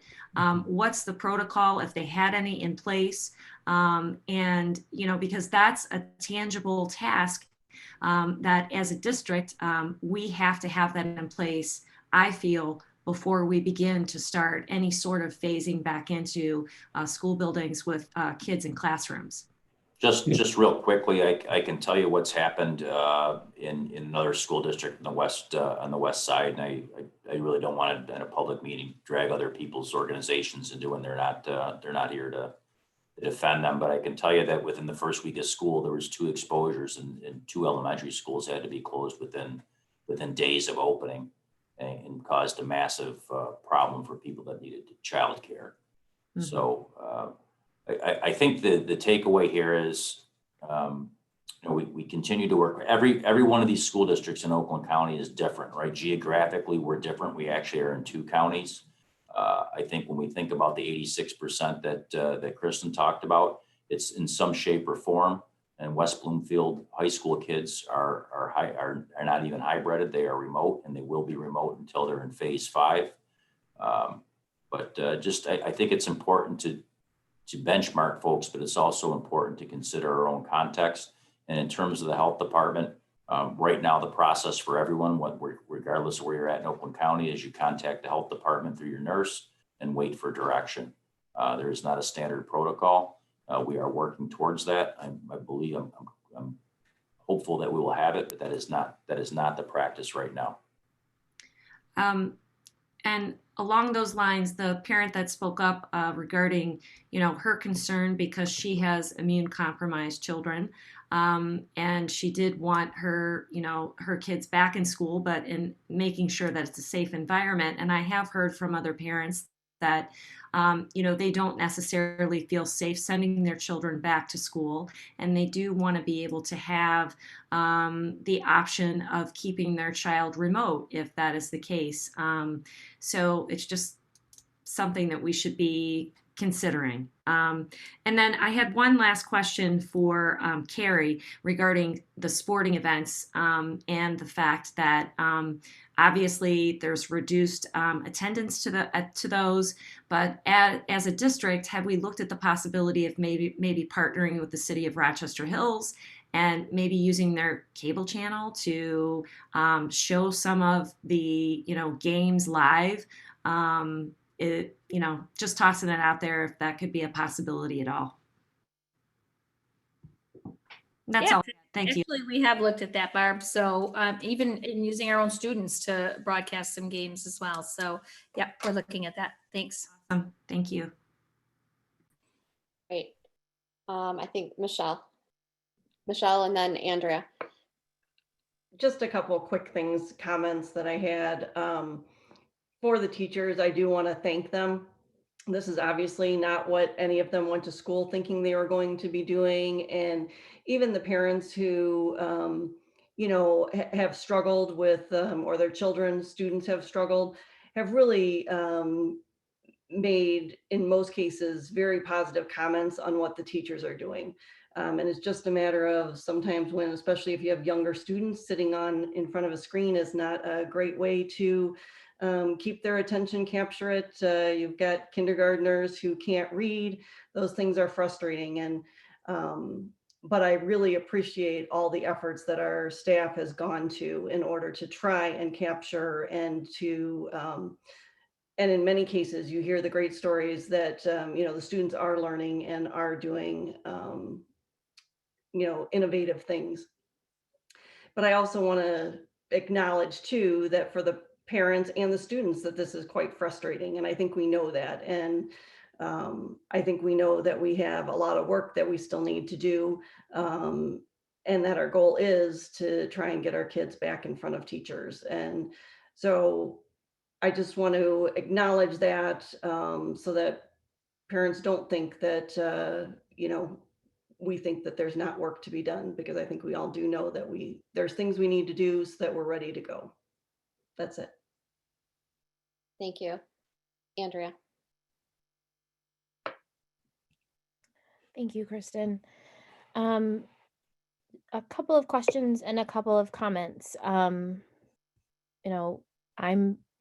grateful to the parents who took the time to watch and listen and comment tonight. I know that you all have been teaching your kids with your teachers all day today and getting ready to probably do that again tomorrow. I just received an email tonight during this Zoom call from my student's kindergarten teacher. He's in the virtual academy, and so I know they're working late and working hard. So first, as I usually do this board member / parent comment, so I'm going to do that again tonight. For some board member questions, I know we talked, and maybe Dr. Shaner, you want to speak to this a little bit more for parents tonight, and just so that we can keep some clarity as we move forward. I know we talked a lot about tonight, the vision and the plan. I know that parents received communication today that hopefully outlines what that vision is going to look like. What can parents expect to see in the next couple weeks should this vision play out? And let's expect that it is going to. What can parents expect to see? I think we're safely saying October 1st is not going to be a hard pass in-person day. So what will parents expect to see in the next couple weeks, in the next week, in the next 2 weeks? So, Explaining some of that communication today, I think would be good. right. So what we talked about with staff this morning is scaling up and getting our earliest in special populations learners back in the classroom first, and then scaling up from there. So things like getting our occupational therapists and our physical therapists in person sessions with their students. Things like starting out very quickly with just simply getting kids back on campus and at the elementary schools, and things like informal meetings with their teachers on playgrounds. Things like scaling up and trying to get some sorry, I'm losing my voice. Intervention going. Working on getting our adult transition students back into the adults transition program, which quite frankly is a little bit challenging because a lot of those kids go out to work. So we have to make sure we connect with those businesses and staffs working on that. So those are the things you'll start to see. There are things, whether we all like it or not, that are out of our control. I don't know what will happen with the virus next week. I don't know what will happen with it tomorrow. And that's something that the uncertainty that none of us like. And we all certainly are grieving part of that. But we'll continue to communicate with parents as we did today. And when we have details, we'll certainly share them. But in terms of a date of when we'll be back in person, I've been very careful through this entire process to commit to something that I'm not sure I can deliver. We said mid-October. We have a lot of work to do in terms of scaling up. We're one of the largest employers in Oakland County, and we have a lot of work to do with our employees as they come back in person. The good news is our teachers continue to quite often teach from their classrooms and are getting back, like I said earlier today when I was in Mr. Glazer's room, and watching him teach and connecting with kids. So those are the types of things people can expect to see. And of course, we're also moving forward with middle school athletics, which if you would have asked me that a week ago, I wouldn't have thought that was going to be a possibility. And I'm glad that we are able to put some equity in place with that. I think it's critically important that we seek equity with clubs and give people an opportunity to have those in-person exchanges as well. One of the things that we have to do is get this right. And I certainly understand people's frustration. I do. I'm a parent myself. Two working parents, I get it, but ladies and gentlemen, we have to get this right, and we're going to have to be patient. And if you take that as an insult or me being condescending, I deeply apologize. But I have never worked with a more talented group of people in my life. I am certain that we're going to be able to get to a point where we're going to get this right. And I can't tell you why the West Bloomfield School District decided what they decided. I can tell you they're a lot different organization than we are. They're a lot smaller. And quite frankly, taking a risk on a hybrid with the funding the way it was with no pupil accounting in place was a significant challenge.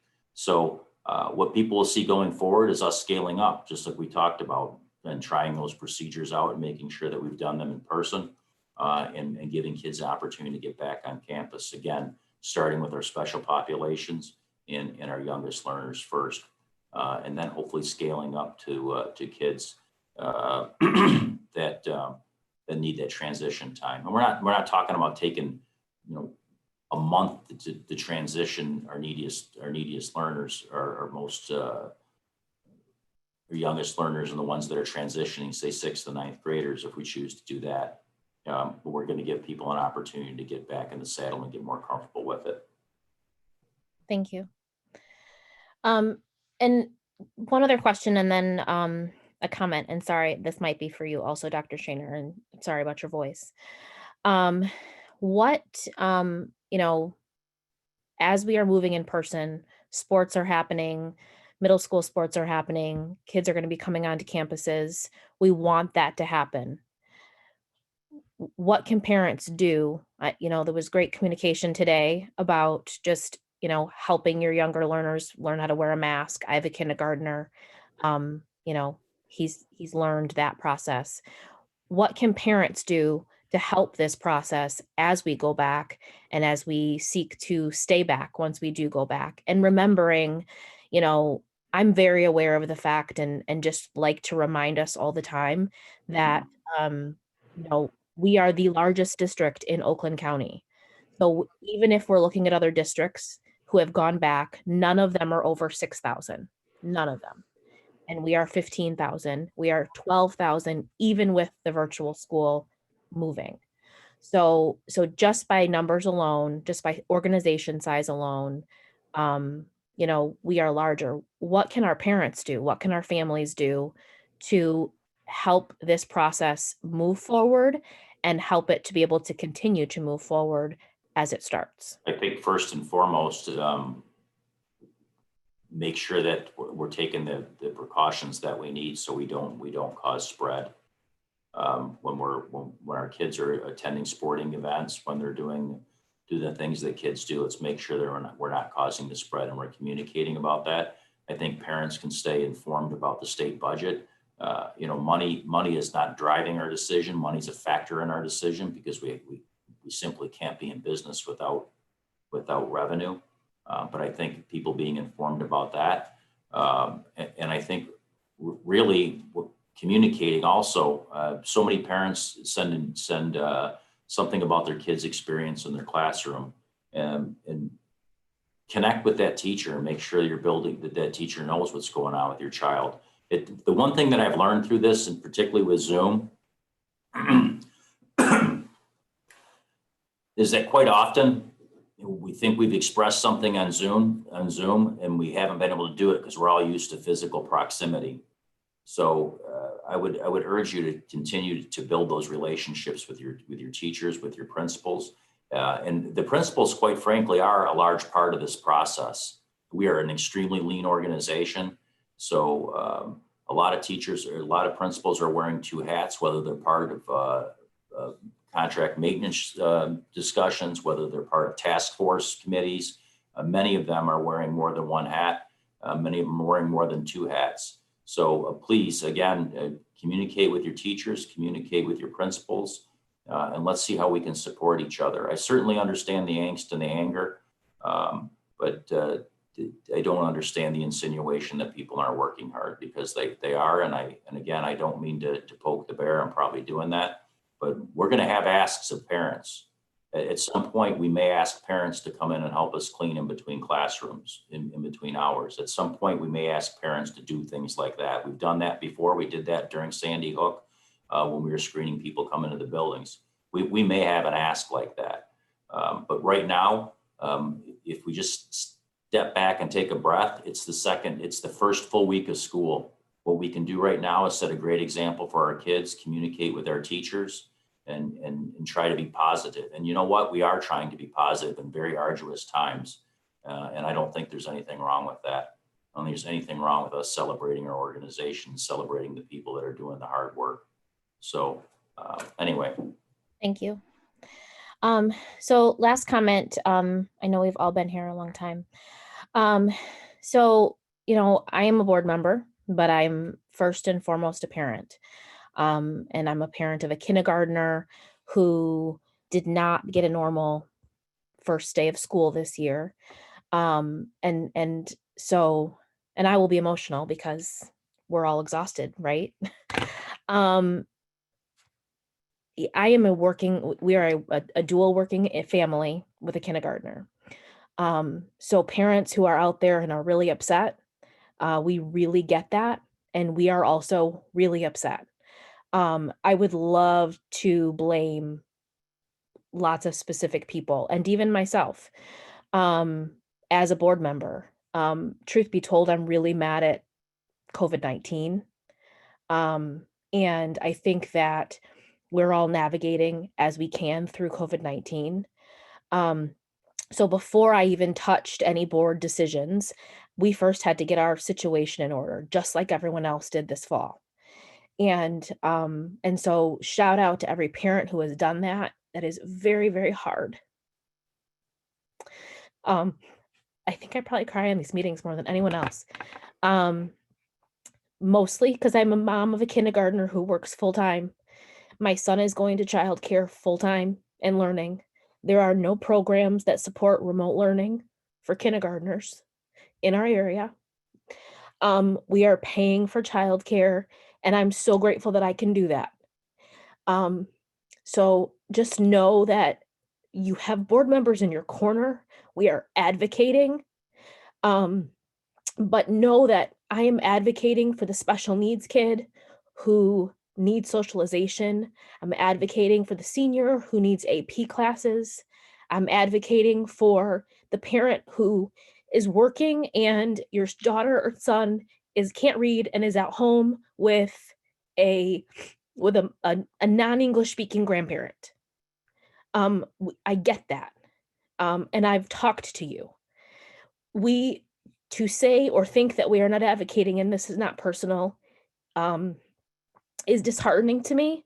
And this is no accolade. This is actually just me saying, no pat on the back. None of us wants to be here. We all are volunteers who really actually just cared about students and cared about our community. So first and foremost, I'm a parent, and I am just as mad as all of you. I'll be very honest. Dr. Shaner has gotten those calls. Our entire board has those conversations with each other. Everyone on this team has had a call with me. My principal at the virtual school has had a call with me. I've had to email the teacher at the virtual school kindergarten because my kid can't join the live Zoom class because I'm at work. So trust me, I hear you and we see you, we really do. The positivity is because at the end of the day, these people still have to get in front of your kids and smile and teach them their stuff. So the team that you see here has to still rally teachers to do their job. So if that seems like excessive positivity, it probably is, because they still do have to cheerlead because there's still an organization that has to run. Is this perfect? No. Is this frustrating? Yes. Will there be specific answers today? No. Will you be mad about that? Yes. Will we all read every single email that you send? All 7 of us will. We decide as a collective group that it makes more sense that one person answers those. So just so you know, that person is the president of the board. It's just the way we function. If you'd like to speak to us individually, email us one at a time. We will respond to you individually when you respond to us individually. Collectively, we work as a board. And that's how we get things done. And that's how we work to make decisions. I've asked the tough questions of Dr. Shaner. I asked them today, I asked them yesterday, I asked them last week. I was on a crying phone call again with the entire board as we decided to go back to school, figuring out, like you were all at the 9th hour, what do we do? What do we do? This is public education is not working the way we've always fundamentally had it work. So what we're angry at is a shift in the entire system of our country. And I'm just as angry as all of you.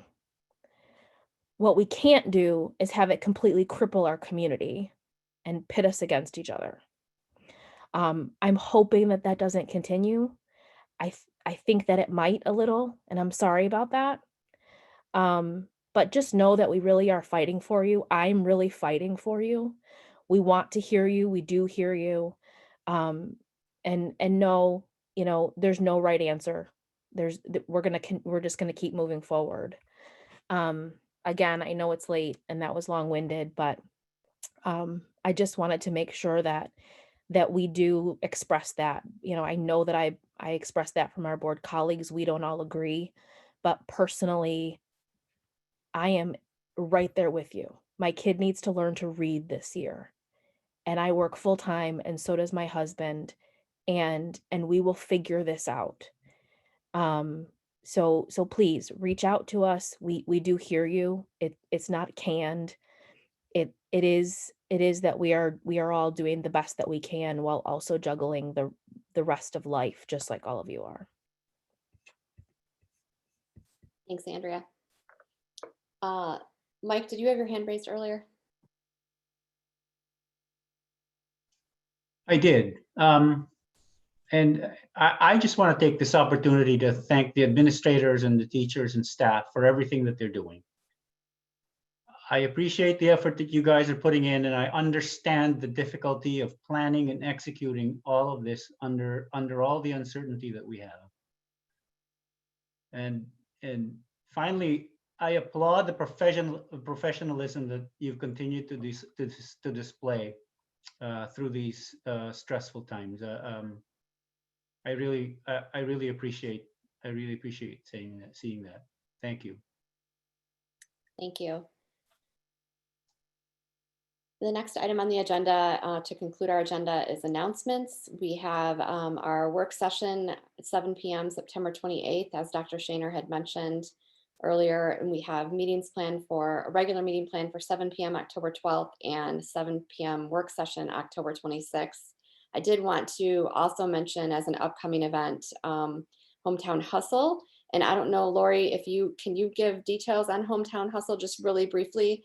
Because I know it is coming up in the next couple weeks. Sorry, Lori, that was supposed to be my job. Can you do that? I pointed that to Lori. We're good. Sure, absolutely, absolutely. So as many people know, the Rochester Community Schools Foundation, their sole purpose is to raise money to support our schools. The Hometown Hustle is their premier fundraiser. It's looking a little different this year. It is the 15th year that we're hosting it. With Chief Financial Credit Union. We're doing it virtually this year. Folks can still sign up to participate. Right now we have over 600 participants. We're so incredibly thankful and grateful for all those community members who support the foundation. And I say community members as well because we have some wonderful sponsors. Families can still sign up to run the Hometown Hustle virtually. You have until the 18th, I believe. And the way a virtual run works, you have a week to do your run. It's mostly on an honor system, but it still could be a lot of fun, and it still encourages fitness for families and family time together. So please visit our website, visit the Rochester Community Schools Foundation website, which you can get to through the district's website. And if you can, supporting the hustle is greatly appreciated. Thank you. Thanks so much, Lori. And I think those all the announcements that we have. I will take a motion to adjourn the meeting if there's nothing else at 10:21 p.m. Moved by Michelle, seconded by Andrea. If you can please unmute. All those in favor of adjourn, please say aye. Aye. Aye. Aye. Opposed? Good night, everybody. Meeting's adjourned. Thank you, everyone. Really appreciate your time and support. Thank you. Night.